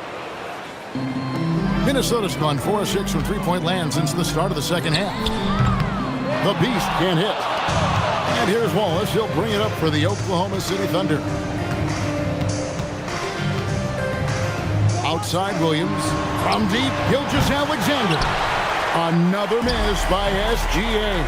Here's the Beast. Off target from outside. Hard to figure out how he doesn't knock that one down. No defender in sight. And a wide open look for SGA. Drops in the tray. Gilgeous-Alexander's got 8 points in the quarter. Boy, after making 1-3 in the first half, he's knocked down 2 in the second. Got a piece of it.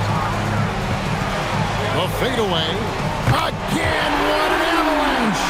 And this game has his name written all over it. Greg, he's been phenomenal in offensive onslaught. And that's a foul called on the Beast. That's his 5th foul.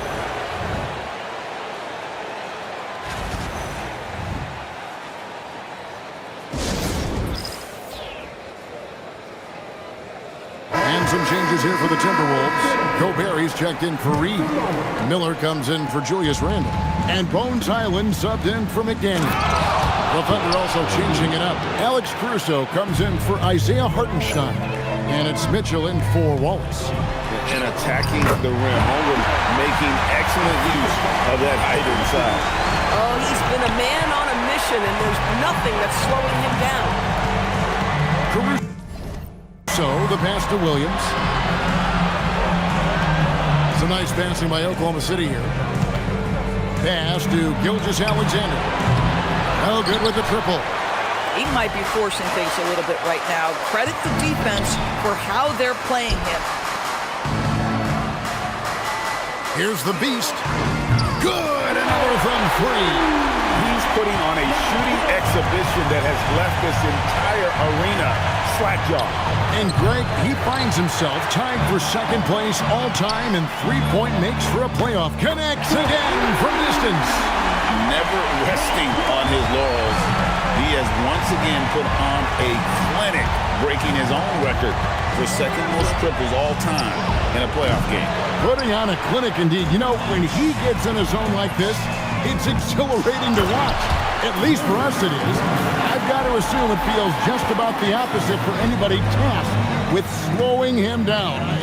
It's got to be very, very hard. Mitchell wide open. And again, no good by Oklahoma City. Here's the Beast. And it's off from three-point range. Williams passes to Mitchell. The basket is good off the assist from Williams. Williams has got 3 assists now in this one. And there's the drive. Boy, no one is blocking that shot. Excellent use of the floater. And so the Minnesota Timberwolves win the series, and they will move on and eliminate any chance of a comeback with a big-time win here in Game 5.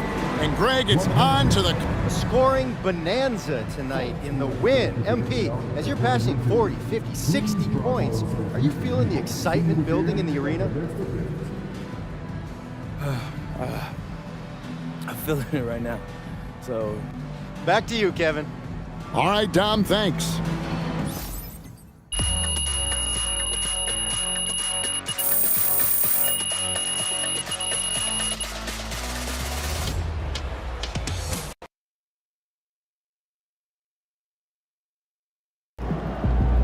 All right, I'm here with MP, the man, the myth, the legend, as he helps his team move on to the conference finals in his rookie season. A remarkably gutsy game from MP as he shakes off injury to lead his team to a series-clinching victory.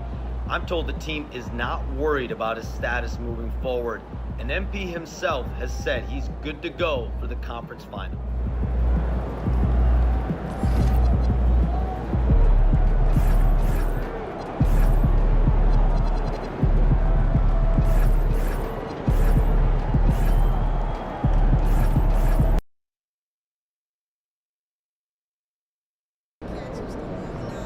MP, I'm sorry, but Xander's not allowed in the locker room. Orders come directly from Mr. Forbes. Yeah, I've been recording these videos. Coach, do you understand? I'm hearing that the chatter about MP angering his teammates and coaches by guaranteeing a sweep is very real. Not only is this team dealing with some serious chemistry issues, but apparently MP has been told by the front office to stop recording videos in the locker room before games. It'll be very interesting to see what on-court impact all of this has moving forward.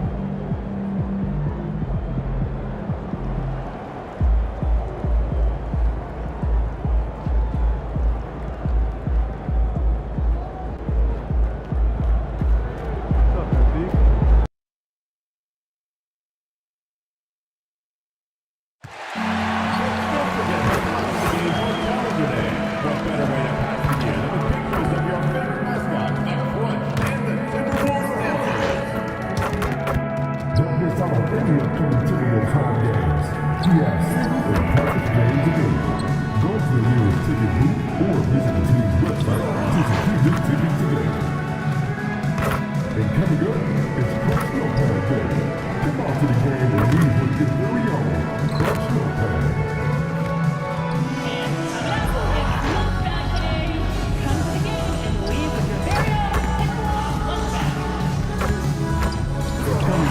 It's Timberwolves Travel Day. Come on to the game and leave with your very own Minnesota Timberwolves towel. Be the sixth man in Blazers towel provider. Your Minnesota Timberwolves to a win. We want this line of beauty to be enjoyable and intimate food. If you are having an issue at any time that needs to be addressed, please text the word.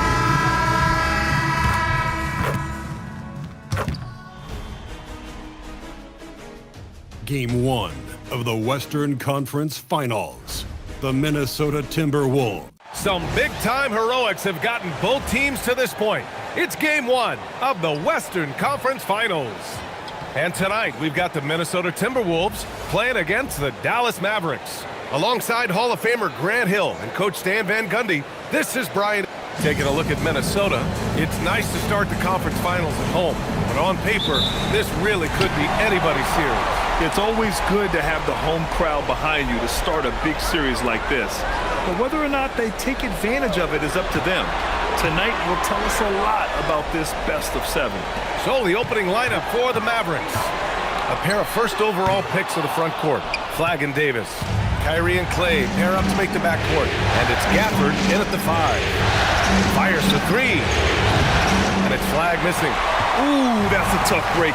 After poor communication defensively, it leaves him all by himself. Here's the Beast. 3-pointer off the mark.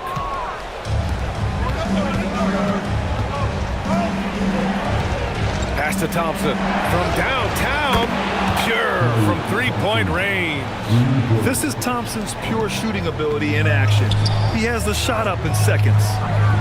Here's the Beast. It's wide right, hits off the rim. 0 for 3 from the floor so far. Not the start they had in mind. They need to just take a breath, reset, and keep things simple. Well, he's a bit of an undersized center. However, his leaping ability can certainly mask that. 3-pointer. It's rebounded by Dallas. Yeah, a bit of a slow start here. They're 0 for 4 to begin the game. Free throw line jumper. And the basket is good. And they're building up steam, getting out in front and trying not to look back. Well, look, we've seen that no lead is safe these days. You got to keep scoring and extending that march. Well, they missed their first 4 shots, but finally able to get one on the board. Sometimes you just need to see that first one go down. Well, he sends it inside where they can get a high percentage look. That's just great basketball. Pass to the Beast. Back to Daniels. Good ball movement here by Minnesota. Here's the Beast. Now Reed. He's guarded by Gafford. A slam dunk by Reed. Showing off his power. Reed gave the dunk everything he had. And keeping us updated from the sideline, Allie LaForce. Thanks. Well, the Beast in their last matchup against the Thunder was outstanding. He finished with 67 points, and he made the defense look helpless as he piled on the points. And the entire NBA talking about his performance. It was that special. Can he do it again? We'll see, guys. That's good stuff, Allie. Impressive ability to carry his team to victory, Grant. Yeah, B.A., I was really impressed. They wouldn't have won the game if it wasn't for his attacking mindset and will to win. Yeah, and we're likely to see them go to him early on. See if he can't replicate that performance. Something I've never seen before in any sport. MP going on record that not only is he guaranteeing his team will advance, but they will get the sweep as well. Yeah, I couldn't believe my eyes when I saw that quote from MP. I had to read it a second time just to make sure it was real. That's how wild a guarantee this is.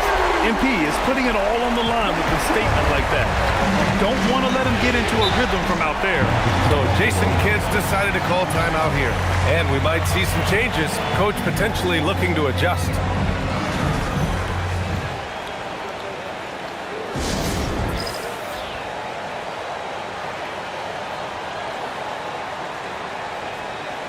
And the Timberwolves will go for a different look here. Rudy Gobert is checked in for Reed.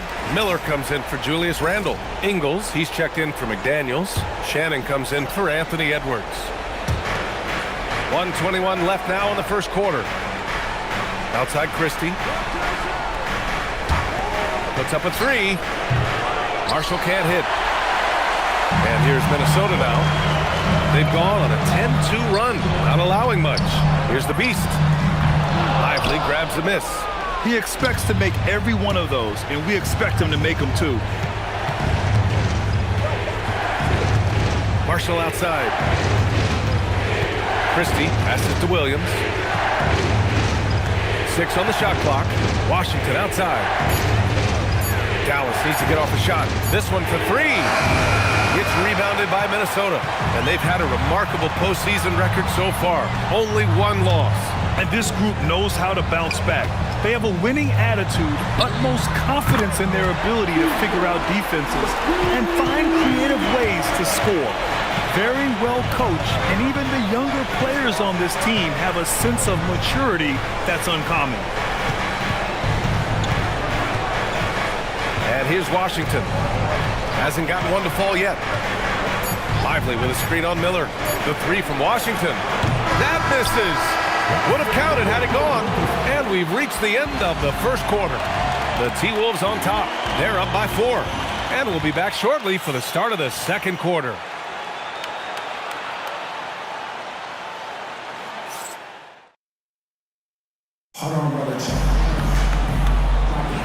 This stadium is rocking right now as we return to the Western Conference Finals. And let's quickly check out the scoring breakdown here for the Timberwolves. Well, the coaching staff's game plan is very clear.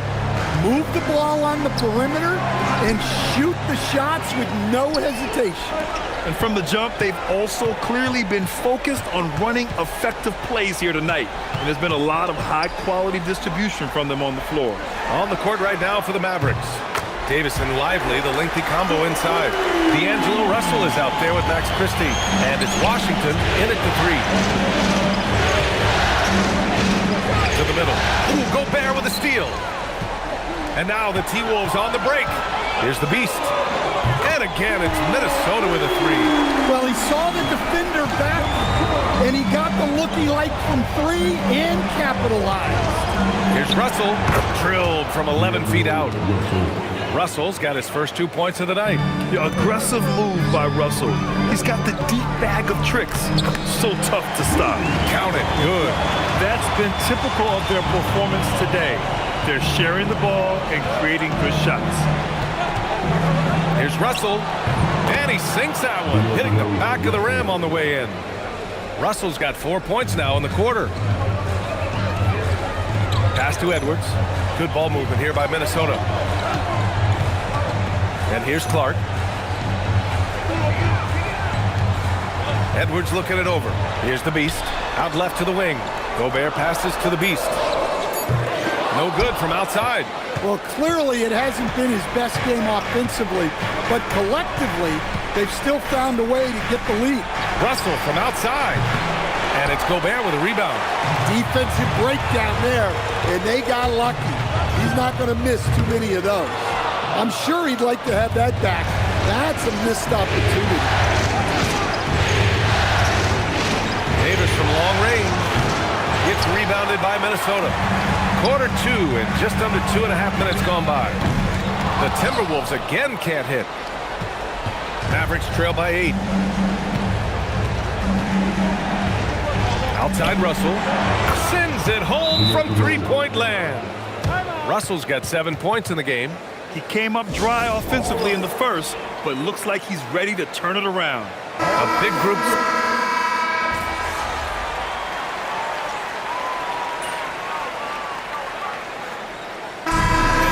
Dallas with a 6-point lead at the close of the quarter. Their key to consistency has been their dominance in the paint. They've been the more physical team. More NBA on 2K Sports right after this.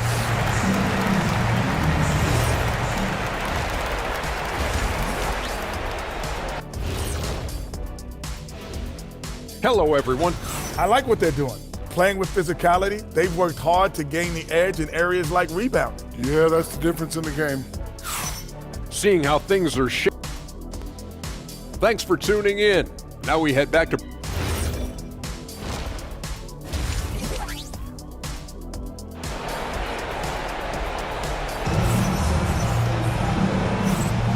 And time for us to get back into it here in game one. Dallas leading by 6. Edwards is the 2, McDaniels the 3. Randall at power forward with Reed at center.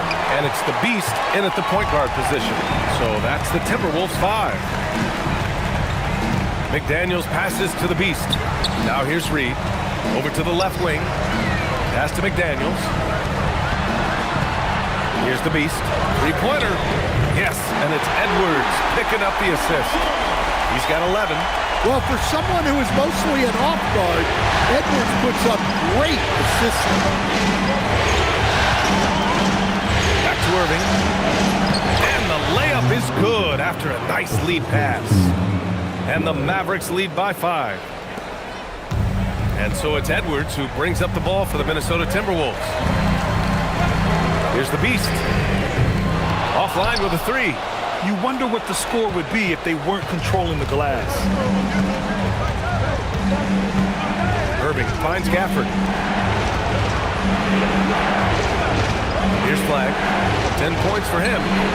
Oh, Thompson buries the tray. With perfect mechanics, too. Klay Thompson's jumper is a work of art in all-time shooters. Yes, it's good.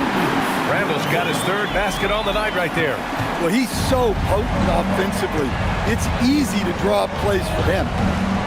Outside Irving. From outside the arc. Randall pulls down the board. And the defense got away with one there. I mean, that's a shot he typically makes. Pass to the Beast. Takes the 3. And the rebound goes to Dallas. Wow, his shooting woes continue, and it's weighing down this offense. And the dunk by Gafford. Yeah, we know about the scoring, but don't discount Flag's passing. Here's the Beast. He's guarded by Irving. The Beast shot is off. You can tell he's forcing things a bit at the moment. He's been trying to get it going, but this hasn't been his quarter. And they keep on figuring out ways to force the rock inside and convert. And Minnesota with some changes. Gobert's checked in for Reed. Miller comes in for Julius Randle. And Clark is subbed in for McDaniels. And in terms of raw talent, Kyrie Irving is a step up from a lot of other guys. He just has an innate ability to create things out on the floor and make tricky shots. He is really scuffling this quarter offensively. Perhaps a little frustration setting in. Timberwolves trail by 11. And it's Clark on the take. Banked it in off the glass. Dallas has gone 1 of 4 here in the 3rd from range. On the wing, Davis. Here's Flag. He's got 10. Irving, no good. Clark in the post. Out to the right wing. Pass to the Beast. The 3. And the rebound goes to Dallas. Davis has got his 7th rebound of the game with that last one. Dallas no good that time either. The Timberwolves have gotten just 3 of 8 shots to go in the 3rd quarter. Miller, he hangs in there and cashes in on the second chance points. I always love the hard work on the glass. Just great activity. Irving for 3. It's rebounded by Rudy Gobert. Gobert's got 5 rebounds in the game. Here's Clark. And it's Flag with a rebound. Oh, a sensational play. Adjusting in midair to elude the defender, just couldn't finish. Davis with a screen on Clark. Here's Flag outside. It's rebounded by Minnesota. Clark right side. Pass to the Beast. From behind the arc. Thompson pulls it in. He just keeps firing from distance. I know he's trying to heat up, but at what cost? And here's Gafford. Fires from deep. The offensive rebound. Flag. And that one is stuffed right through. Yeah, when a first overall pick is giving you extra hustle like Flag did there, that makes coaches smile. Here's Gobert. Strong finish by Gobert. And that's why you don't give up on the glass. Man, his efforts well rewarded right there. Well, that's what he does. He makes an impact with his activity on the board. And it's Irving missing. Stolen by Thompson. The shot won't fall. And that'll do it for the third quarter. The Mavericks on top. They're up 7. All right, we're going to step aside for just a second. All right, let's take a look at our assist of the game presented by State Farm. Talk about painting a magnificent picture with that dot.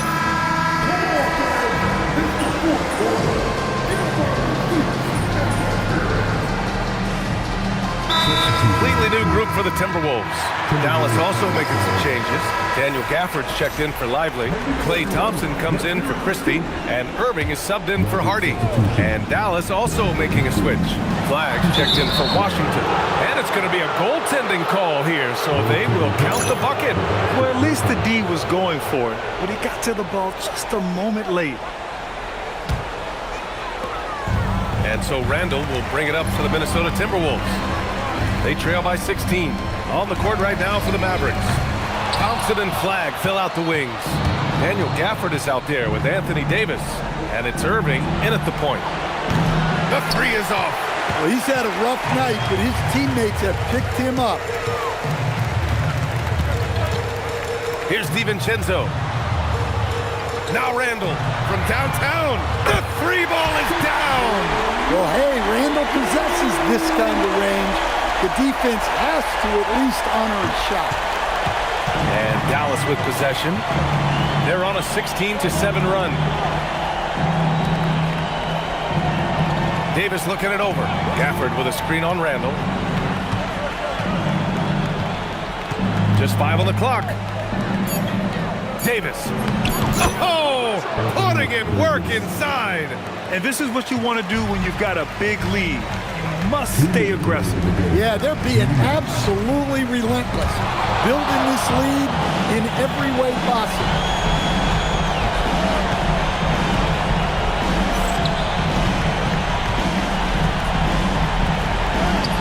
Randall rips down the board. Oh, this is exactly the kind of opportunity you don't want to waste. Driving inside. The bucket is good. Well, that's easy pickings for him. Unless the defense is all over him, he'll take that all day long. Irving. Cash from downtown. And they got to be happy with how they are starting off these conference finals. A tone-setting win for the Mavericks. They were the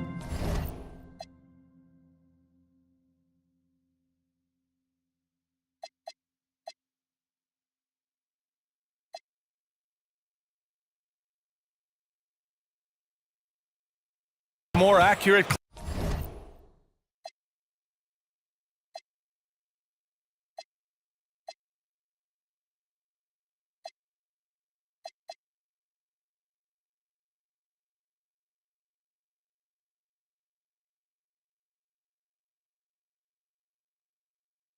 Club. And in the end, that made the difference, Grant. Yeah, B.A., you have to love their strategy. And even more, you love the execution. And so they start the conference finals off on the right foot with an important win. They wanted to set the tone for the rest of the series here tonight, and mission accomplished. They get to move forward with all the momentum on their side. And what a huge performance it was for Cooper Flag. Well, bottom line, he was just unstoppable at times. Not much you can do when he's playing with that kind of confidence. Now Gafford. Flag outside from deep. And the Mavericks, another three.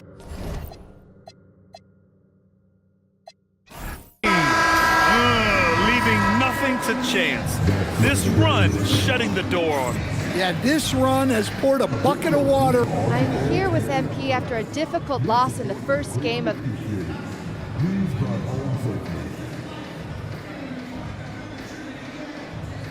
We don't let stuff like that affect us. We lost because we played a bad game. Be better next time out. Better next time out. I like that, MP. Thank you. Yep. Brian, back to you.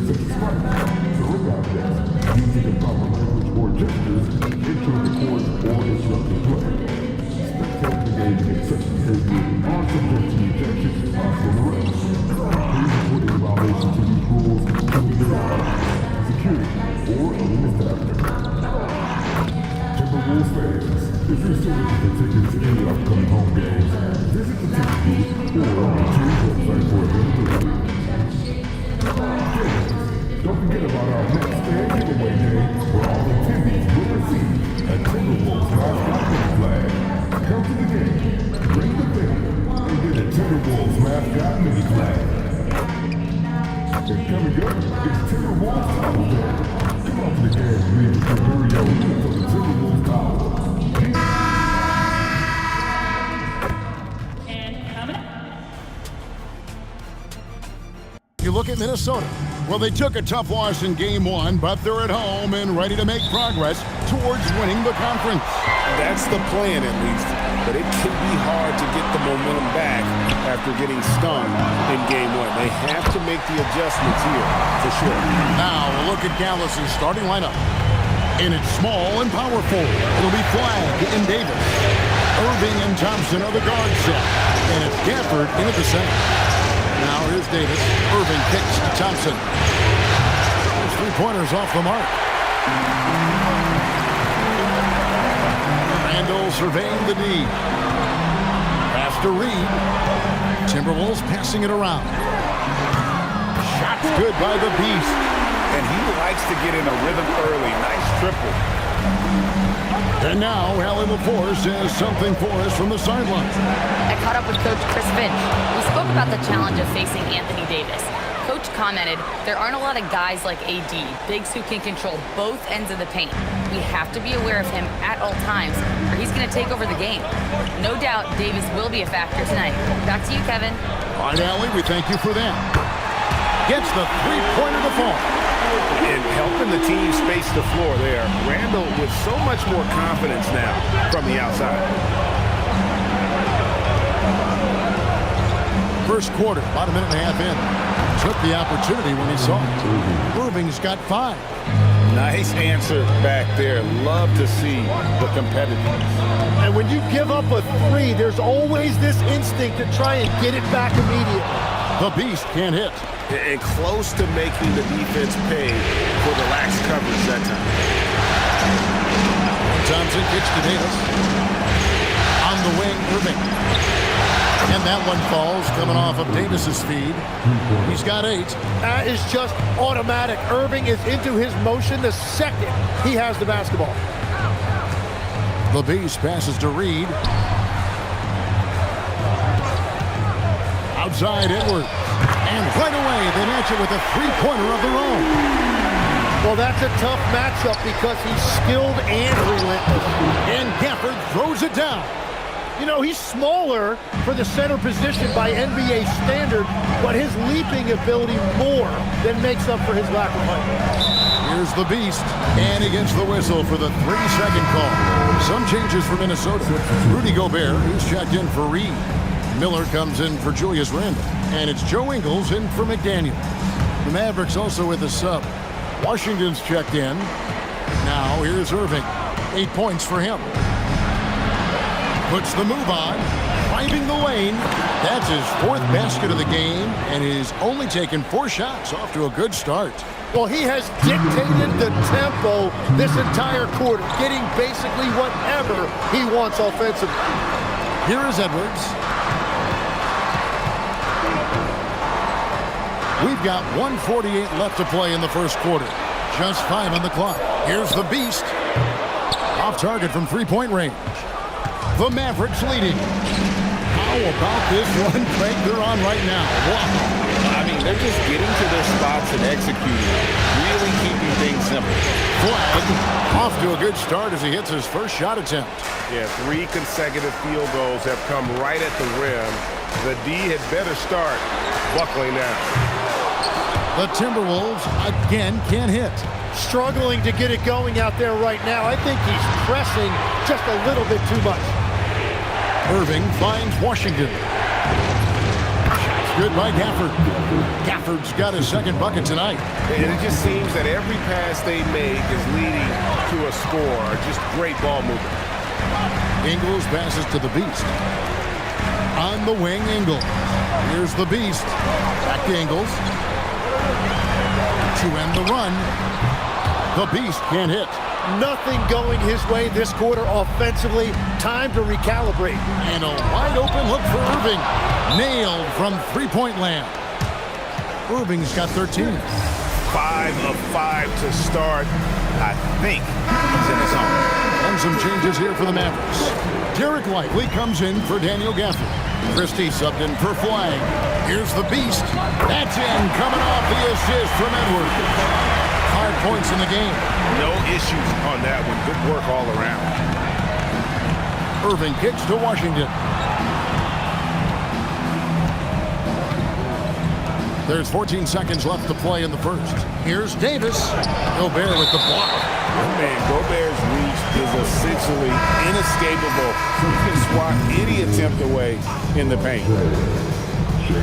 Lively the bounce pass. Just 4 to shoot. The shot's good from Irving. And guys, he's been a one-man air raid coming at them time and time again. This defense is trying to stay connected to him, but he is on a mission. What a performance for Kyrie Irving. He has been the story for Dallas. Going up.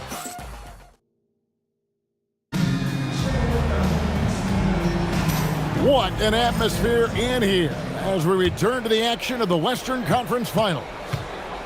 And what do you guys think so far about the offensive approach for Dallas?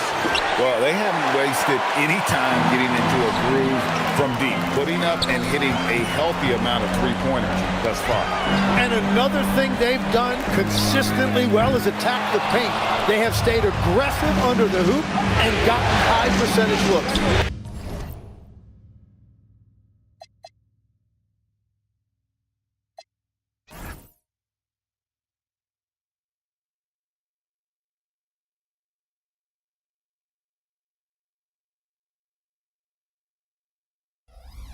Is out there with Miller. And it's the Beast.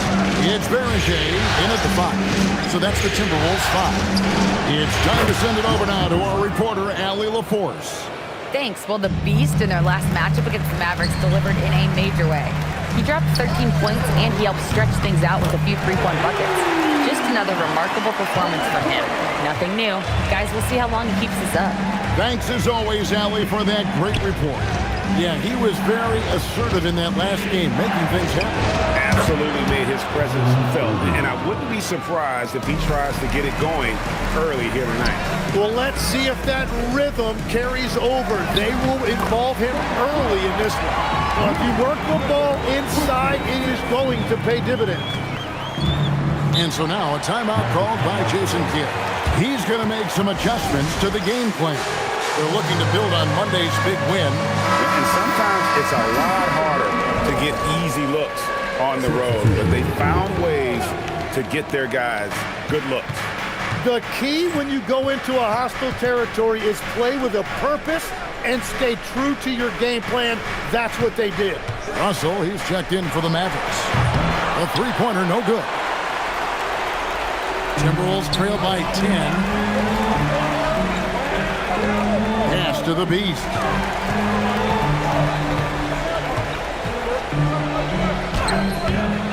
A shot missing.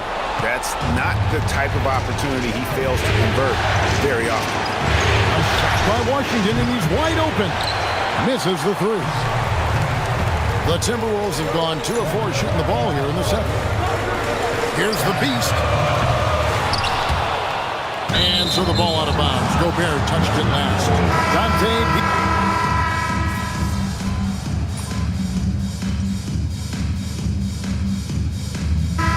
So it's the Dallas Mavericks in control with the 9-point lead to end the quarter. Their shooting has been the big key. Their percentage from the field so far has been terrific. And we've got more on 2K Sports coming your way after this break.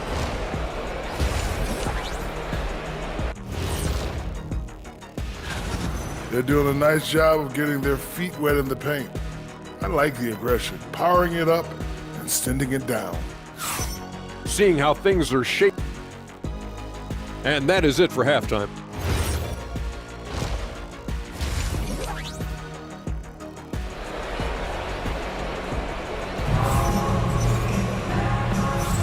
And glad to have you with us as we get going here in Game 2.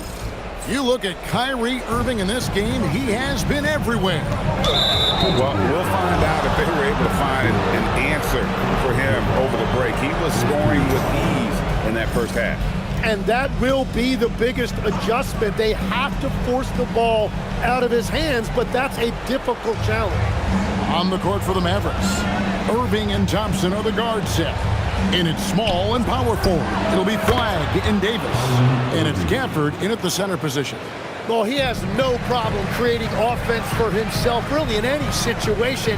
Kyrie can put up points in a hurry. And with that, the Maverick lead is cut down to 8 on the bucket from the Beast. I'll tell you what a good thing that he showed up today. Because without him, this thing would already be over.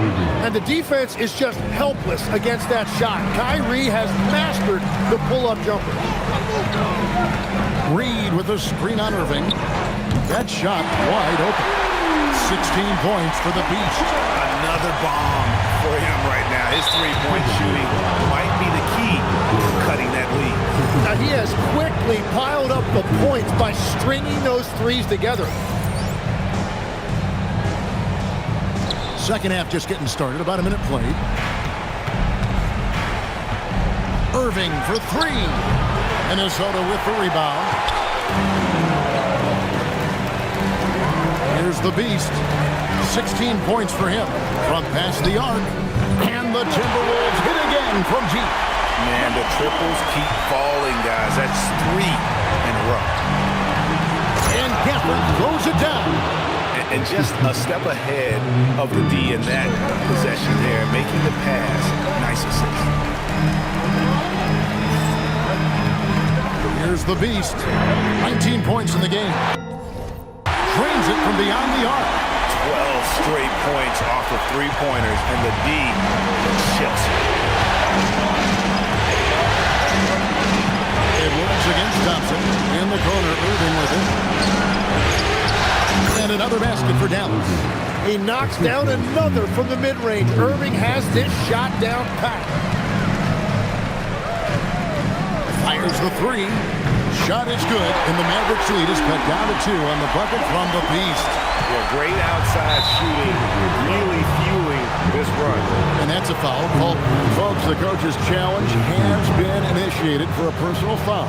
Close game like this, and he thought it wasn't a good call.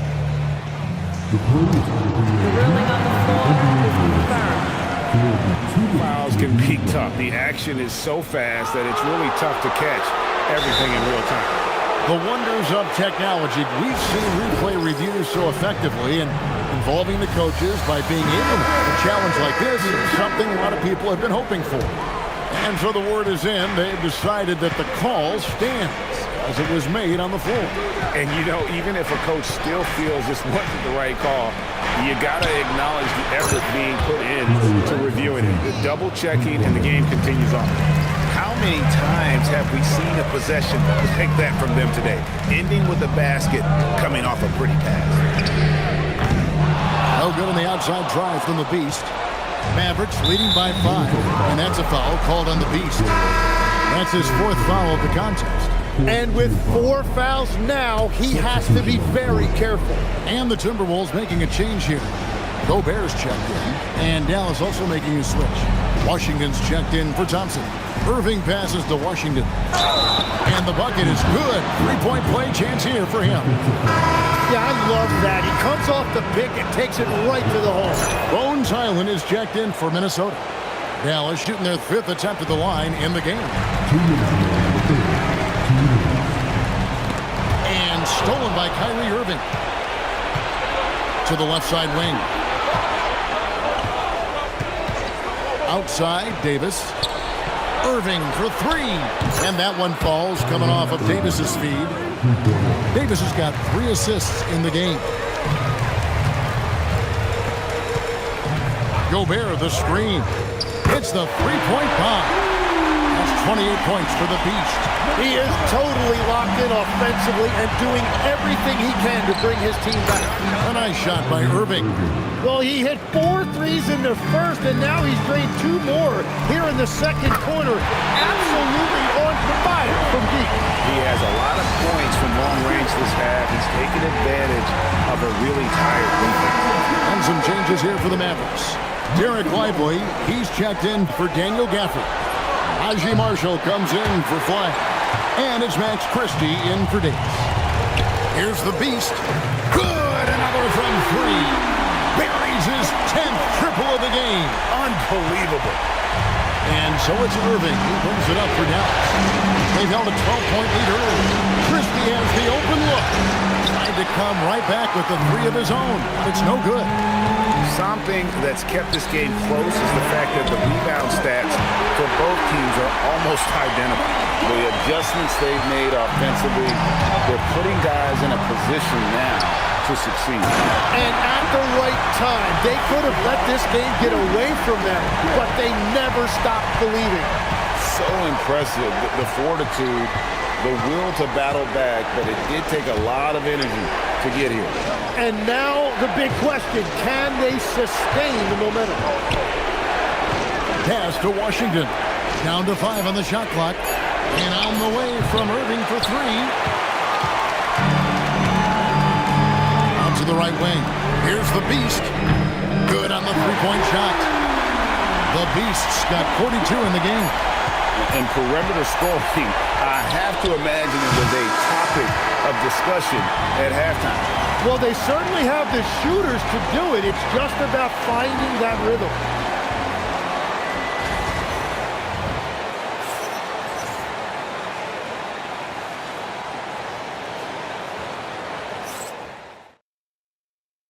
And now a sneak peek into the huddle with Coach Jason Kidd.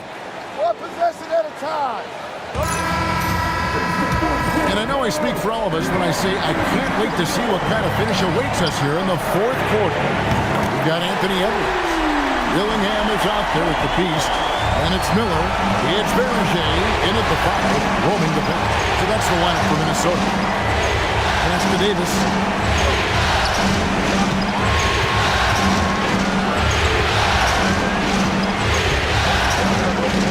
To the wing right side. From deep Washington. Well, that's a tough rebound there to secure, but he put all of his size in there in order to secure it. Shots good by the Beast.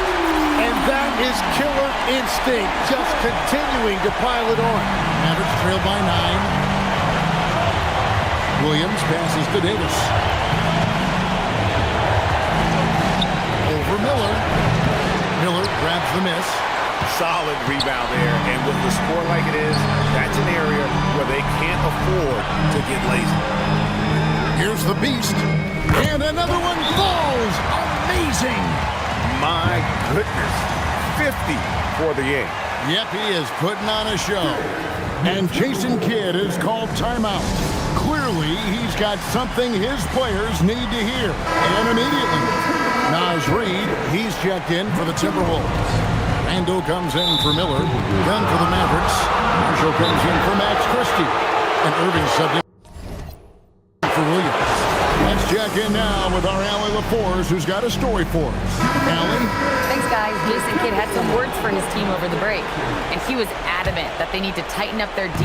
That lack of communication at that end has led to breakdowns, wide open shooters, and easy buckets. He sounded pretty frustrated, guys. And as always, Allie, great job. Thank you. He's just trying to do too much. He's become sloppy with the basketball after a pretty clean first half. Minnesota making a switch. McDaniels checked in. Timberwolves on offense.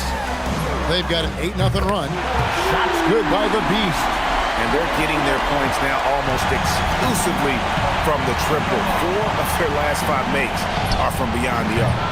Irving can't hit. Well, he was hoping to respond with a 3 of his own. He just couldn't get it to go. The Beast can't hit. Mavericks trailed by 14. Outside Irving. And again for 3. And he's letting it fly from long range to devastating effect. And he's now tied the franchise record for triples in a playoff game. Beyond the arc, 3. Good. It's just hard to believe that someone can perform at such a high level. They've got to thank him for this. And we've got a timeout called by Jason Kidd. And he wants to see some changes out there right away and right now. A different look for Dallas. Daniel Gafford's checked in for Derek Lively. Flag comes in for P.J. Washington. Next Chops connects again from distance. And talk about stepping up. He's having a playoff game these fans won't ever forget. That last 3 means he's got the most threes in a single playoff game in franchise history. Well, and this has been their strategy throughout the 4th period. We'll see how it pans out. Well, they are hunting deep shots, but they'll take the layup if you give them one. Good, another from 3. Unbelievable shooting, and he continues to climb the all-time leaderboard for 3.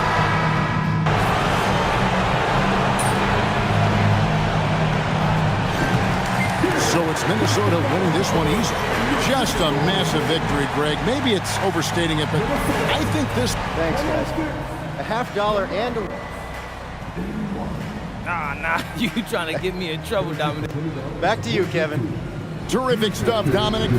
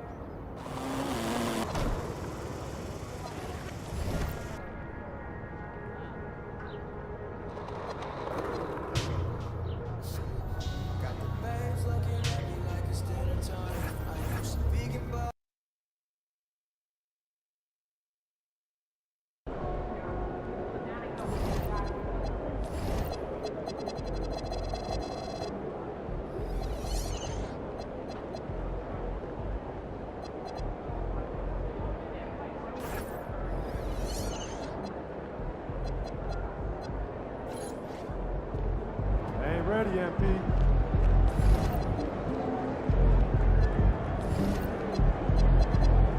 Let's go, MP.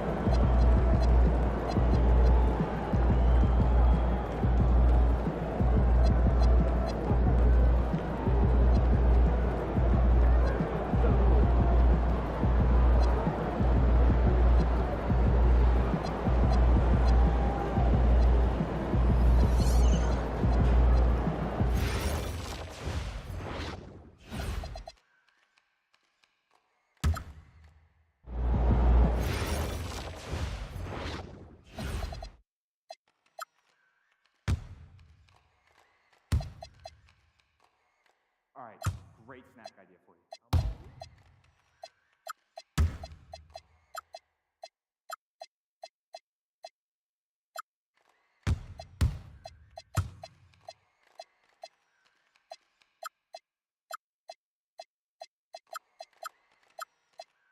Yeah, it's my favorite. Of course.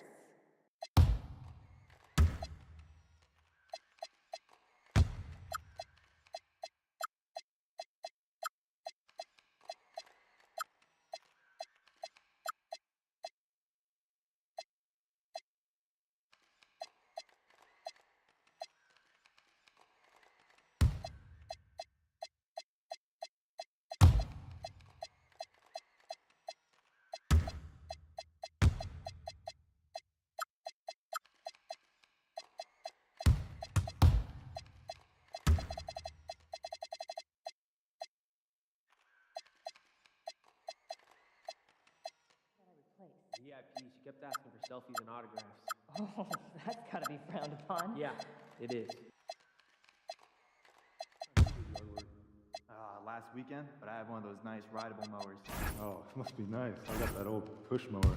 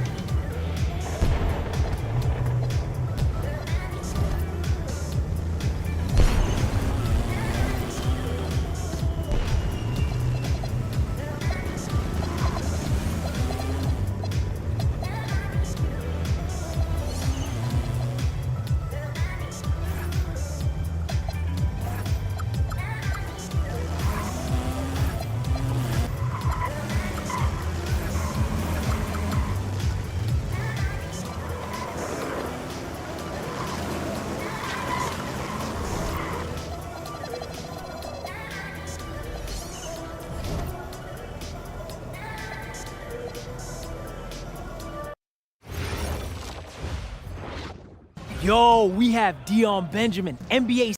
Wow, that's the dream.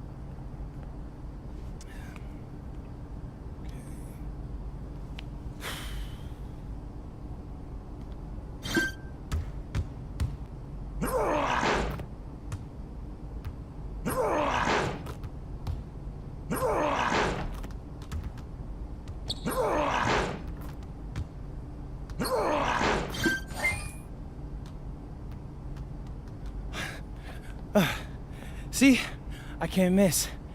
I'll be posting some.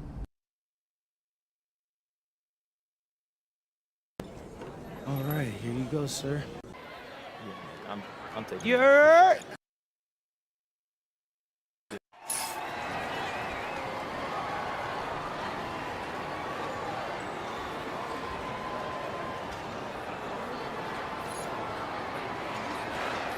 Here we go.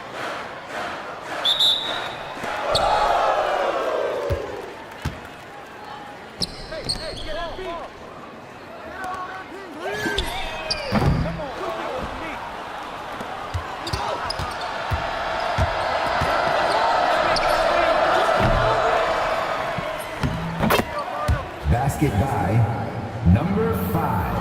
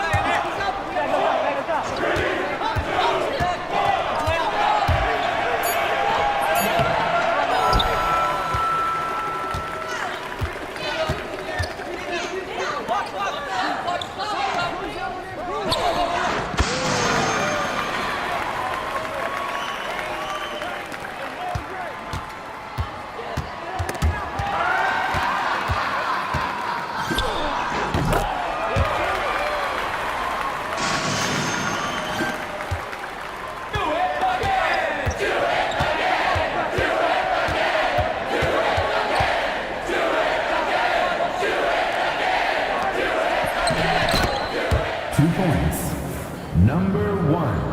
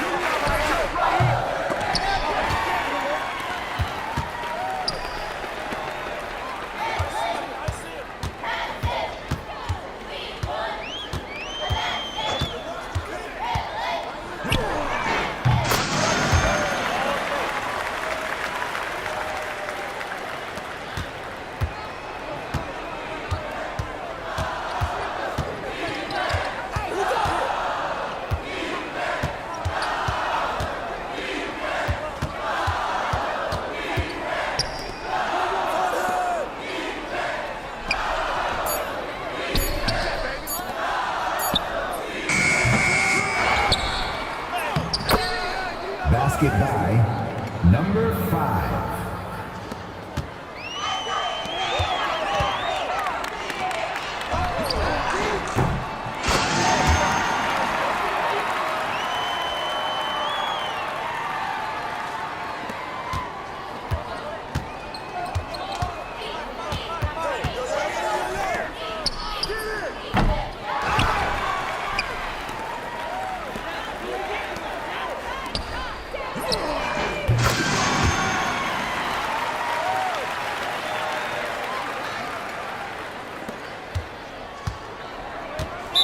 Maplewood High foul.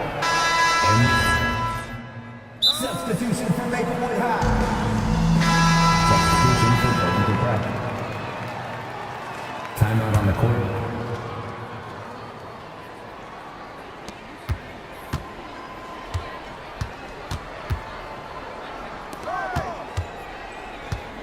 I got ball.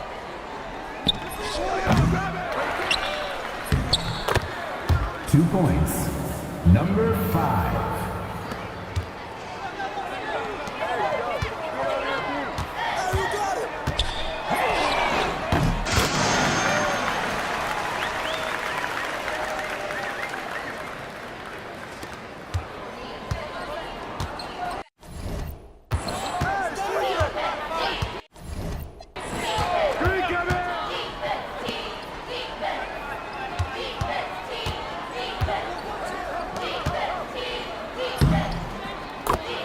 Basket by number 5.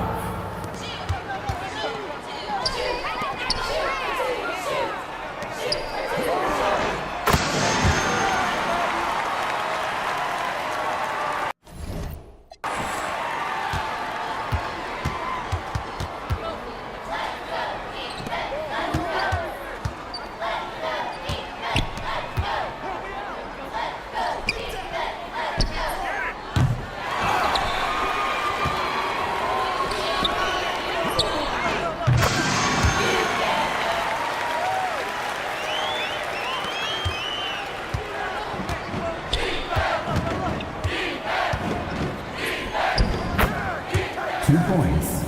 Number 1.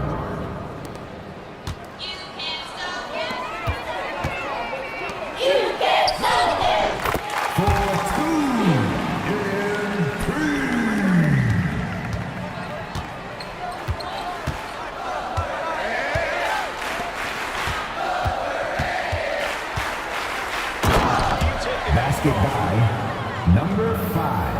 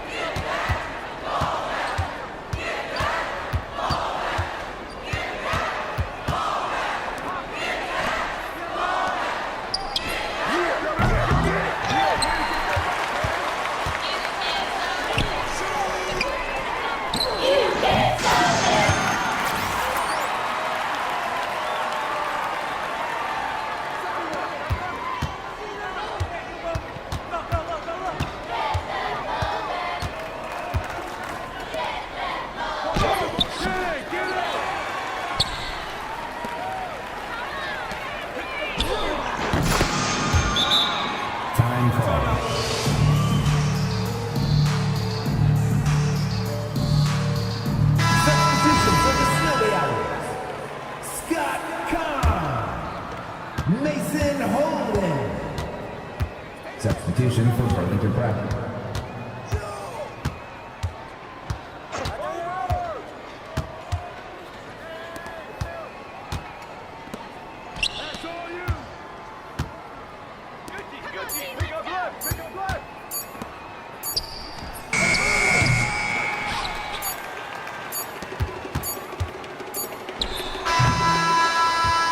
That's it for the first half. The second half will get underway after a brief intermission. The Smelly Owls are leading 51. The Minutemen 24.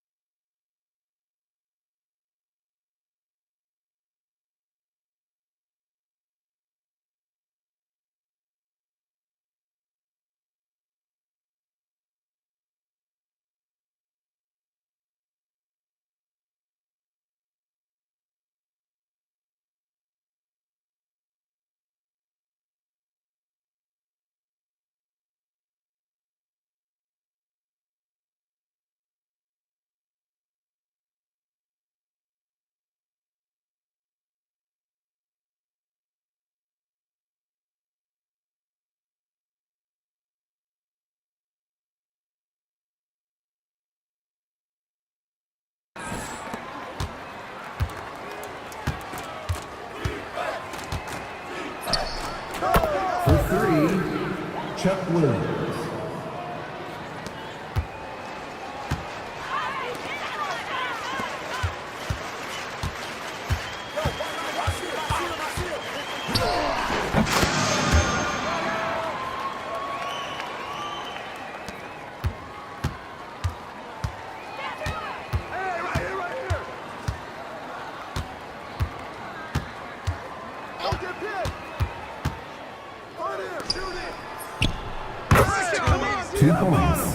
Number 5.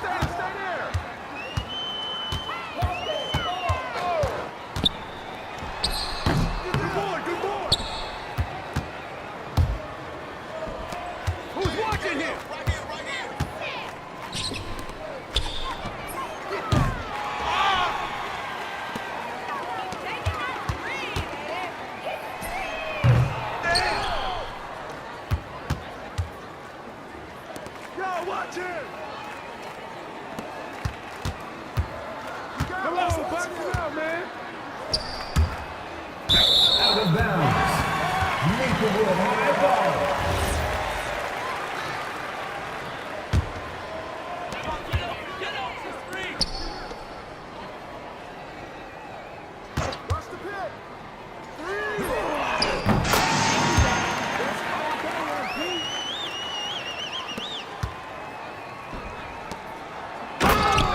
Basket by number 5.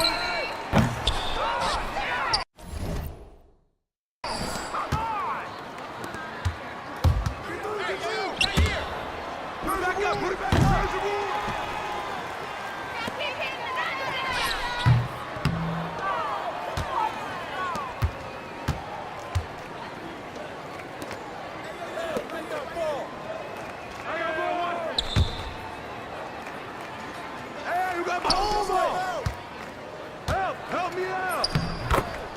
2 points. Number 5.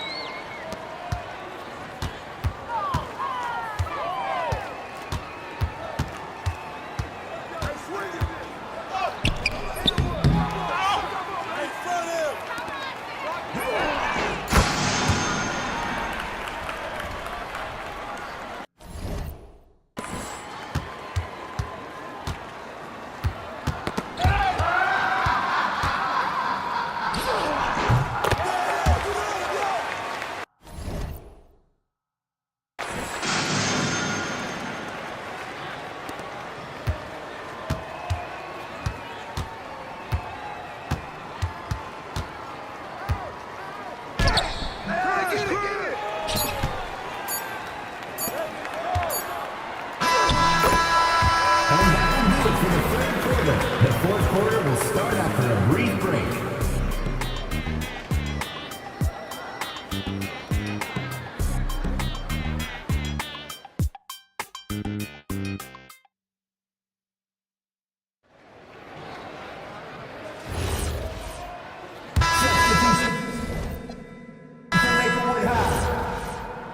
Substitution for Minutemen.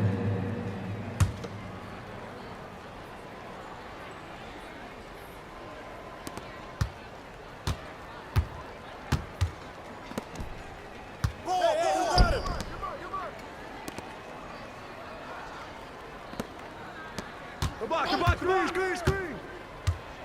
Stay on him. Get him.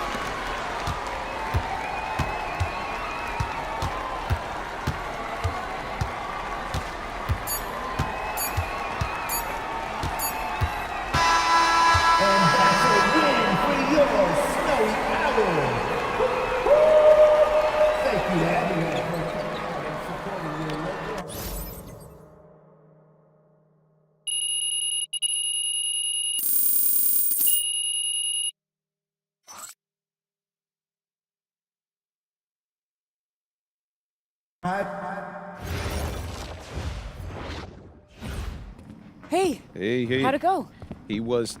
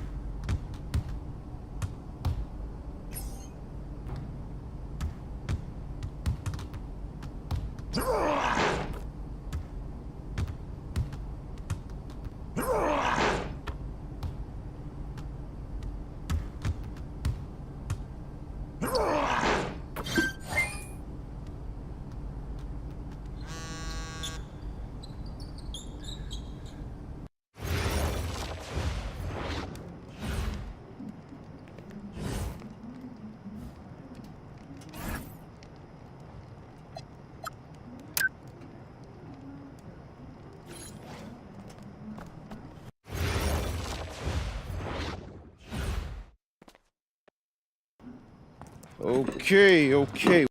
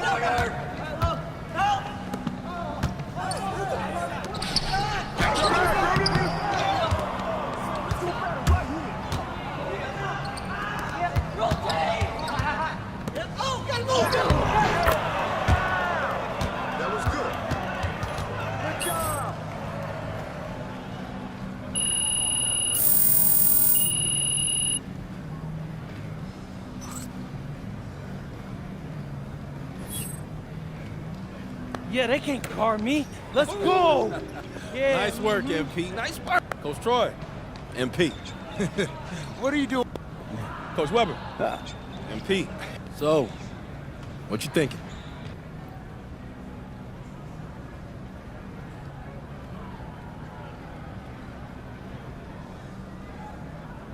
Hey, Coach Troy, I decided to commit. I know what you're thinking. Did I make...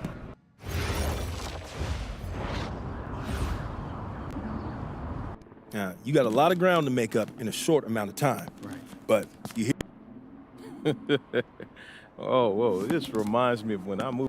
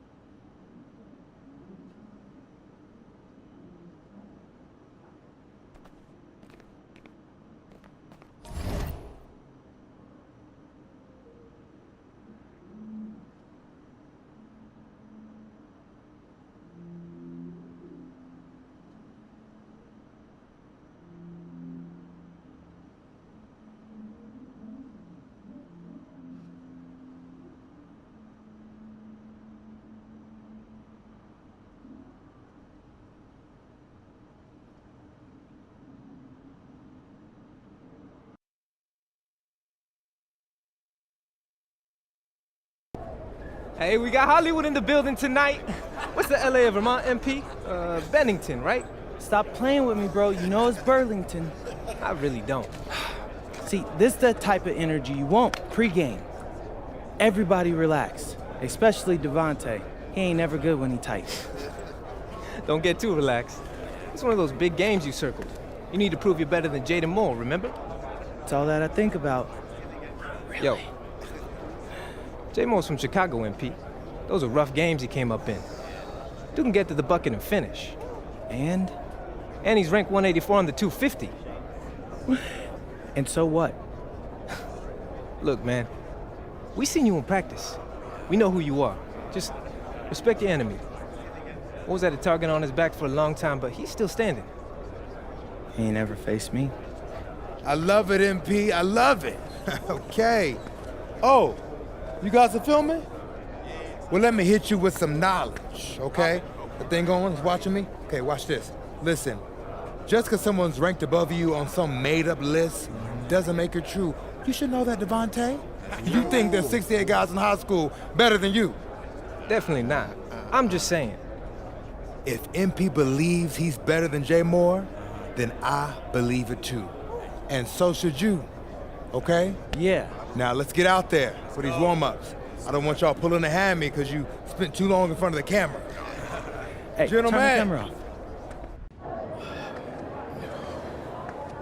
Hey, Jay Moore. PM?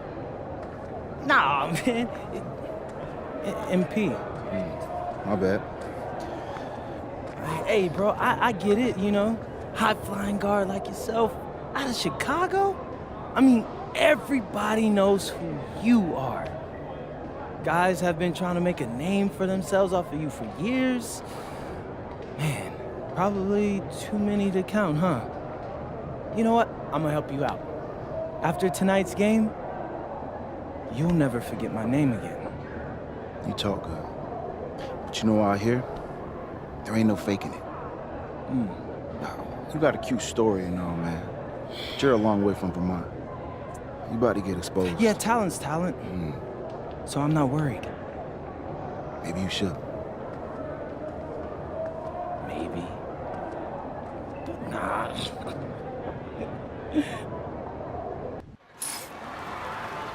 Hello and welcome everyone to our 2K presentation of WCBL basketball. I'm Joe Lamy alongside Danny Hogger and Drake Hugo. It's the High Flyers going against Team Ballas. Nothing quite like a SoCal showdown, the freeway series between the High Flyers out of LA and Team Ballers based in Anaheim. I'm sure a lot of these players know each other already. And early on here in the club league circuit, we'll find out a lot about these teams by the end of the night. We'll find out about the teams and also the players. I know there are a few new names on these rosters, and I want to see how guys like MP are going to hold their own out here in WCBL play. And the debut here for MP. Nobody knows too much about him other than he's from Vermont. Interesting to see how he fits into this team. Starting tonight for Team Ballers, Cody Etherington is at the point. Jaden Moore is going to be their slashing shooting guard. Then Bertie and Rodriguez are filling in at the forward slots, with Pasco patrolling the paint. The starting five for the High Flyers. MP runs the show at the 1. Devontae Mills is the 2 guard. Nathan O'Neill and Ben Gov are the forwards. And the man in the middle is Liam Callahan. Now Pasco. Count it. And with MP, I know several teams were interested in having him join their club. Well, there isn't much tape to work off of for MP. He's truly a question mark on this roster, but the coaching staff thinks he's raw, and they must have seen something to take the risk with him. Well, you look at Jaden Moore, and it doesn't take long to see why he's on the 2K U250. Great instincts at attacking the basket. And he's not the biggest guard by any means, but he is incredibly slippery when getting at the D. He's very hard to stay in front of, and he's a surprisingly consistent finisher around the rim. Now here's Bertie. Here's Moore. And Callahan pulls it down. Past MP. Back to Mills. Gov. Mills outside. From deep, it's MP. Yes, that one's good. Mills picking up the assist. What a performance here. It seemed like every three he's going to shoot is going to fall. He's totally in the zone. shot from Moore, no good. On the wing, Mills. MP. Gov outside. And here's MP on the outside. Another miss by MP. And for many of these young men in club play, this is where they learn to solely focus on basketball as their sport. Yeah, up until now, a lot of these guys played multiple sports. This is where they're starting to learn the nuance and the craft of the game. It's a great place to really hone your abilities. Team Ballers trailing. Will it go? And Bertie with the lay-in. It's good. Hey, well, Bertie, he can certainly be a weapon when he's in close like that. That's why the defense, you got to push him further out. Don't let him just have that. The three from Gove. Team Ballers with the rebound. Etherington outside. Up top Moore. And there's the call on MP. That's his first foul.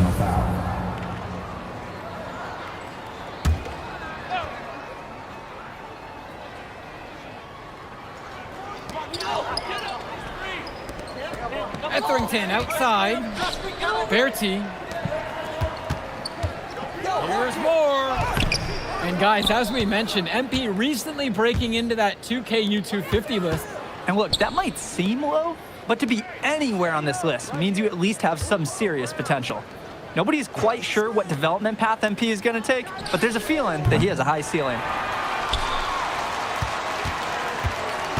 And here's Bertie. They just can't get anything going offensively. And you can see the frustration mount. Will make a substitution. Team Ballers call timeout. Substitution for High Flyers. Timeout on the court. And in club league play here in the WCBL, these kids get such a wealth of minutes in such a short amount of time. The games come fast and quick, and honestly, there's a lot to learn on the fly, but there's a ton of opportunity. And for some players, it can be a bit overwhelming. Their offense has been all about the long-range game. Oh, obviously. You love the points, and you love how they stretch the defender.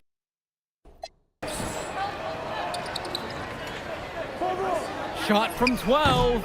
Summers can't hit it. Maybe not the shot they were looking for, even though it was a clean look. Outside, MP. And the High Flyers, another triple. Tremendous half from downtown. He's been locked in since the moment he stepped out on that floor. Pass to Mahil. MP comes with the double team. And we're going to have a jump ball. It's tied up there. Substitution for Team Ballers. James Bertie. Jalen Moore. Here's Summers, guarded by O'Neal. And it's going to be 2 free throws through the contact on the shot. One thing that the players need to balance in club play is focusing more on winning versus stuffing their own stat sheet. It's a chance to show your skills in this league. And of course you want to win the game, but win or lose, at the end of the day, scouts are factoring in your individual performance as well. So if you want to get noticed, you better be playing your best out there. Mills, guarded by Etherington. Back to Mills. And another 3 for the Flyers. We see Mills reloading his teammates often in games, but here, fired away. Kicks it to Summers.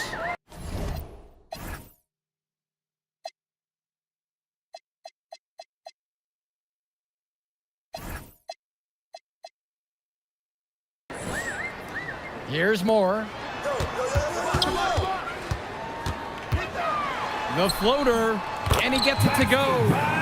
What handles? He broke down the D, down all the way to the ground with that move. And here's MP. Now Mills, 4-3. Can't hit that one. And Coach Troy of the High Flyers, he's a young coach, even by this club league standards. It's true, as you said, Troy is one of the younger coaches, but it's clear that he knows the game and his drive is apparent. Plus, he's already got a great track record for developing talent. On the wing, Mills. Launches it. They get it back. And that one's good from MP. He's relentless on the glass, and this team feeds off that energy. Ball's knocked loose. MP with the steal. This one for 3. Good. And that assist goes to Mills. And he's definitely making his presence felt here in the first half. So effective at this point.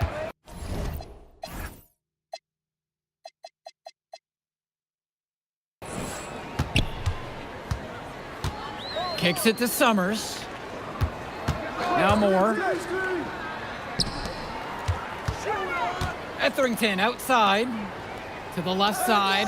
Here's Summers. And he can't answer back. The three-pointer's offline. For a lot of club players, this is their first time learning a role other than being the star of their team. For many of these guys, they were the best that their school had to offer. But in this league, the skill level and competition here is much higher. And look, at the end of the day, not everyone is going to be the offensive star of their team, and that's so important for the development of these guys, to learn how to fill the role that's needed. Kicks it to Summers.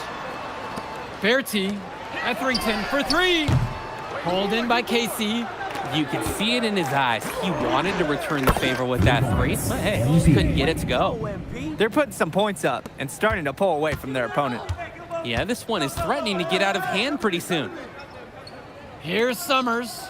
Shoots over O'Neal. And Team Ballers miss again. And now they're starting to panic a little bit as the drought just continues to worsen. Time for some kind of leadership to step up and put a stop to this run. Outside Mills. O'Neal. Return to MP.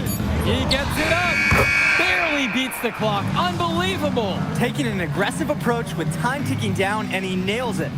Oh, yeah, you could tell he wanted that shot.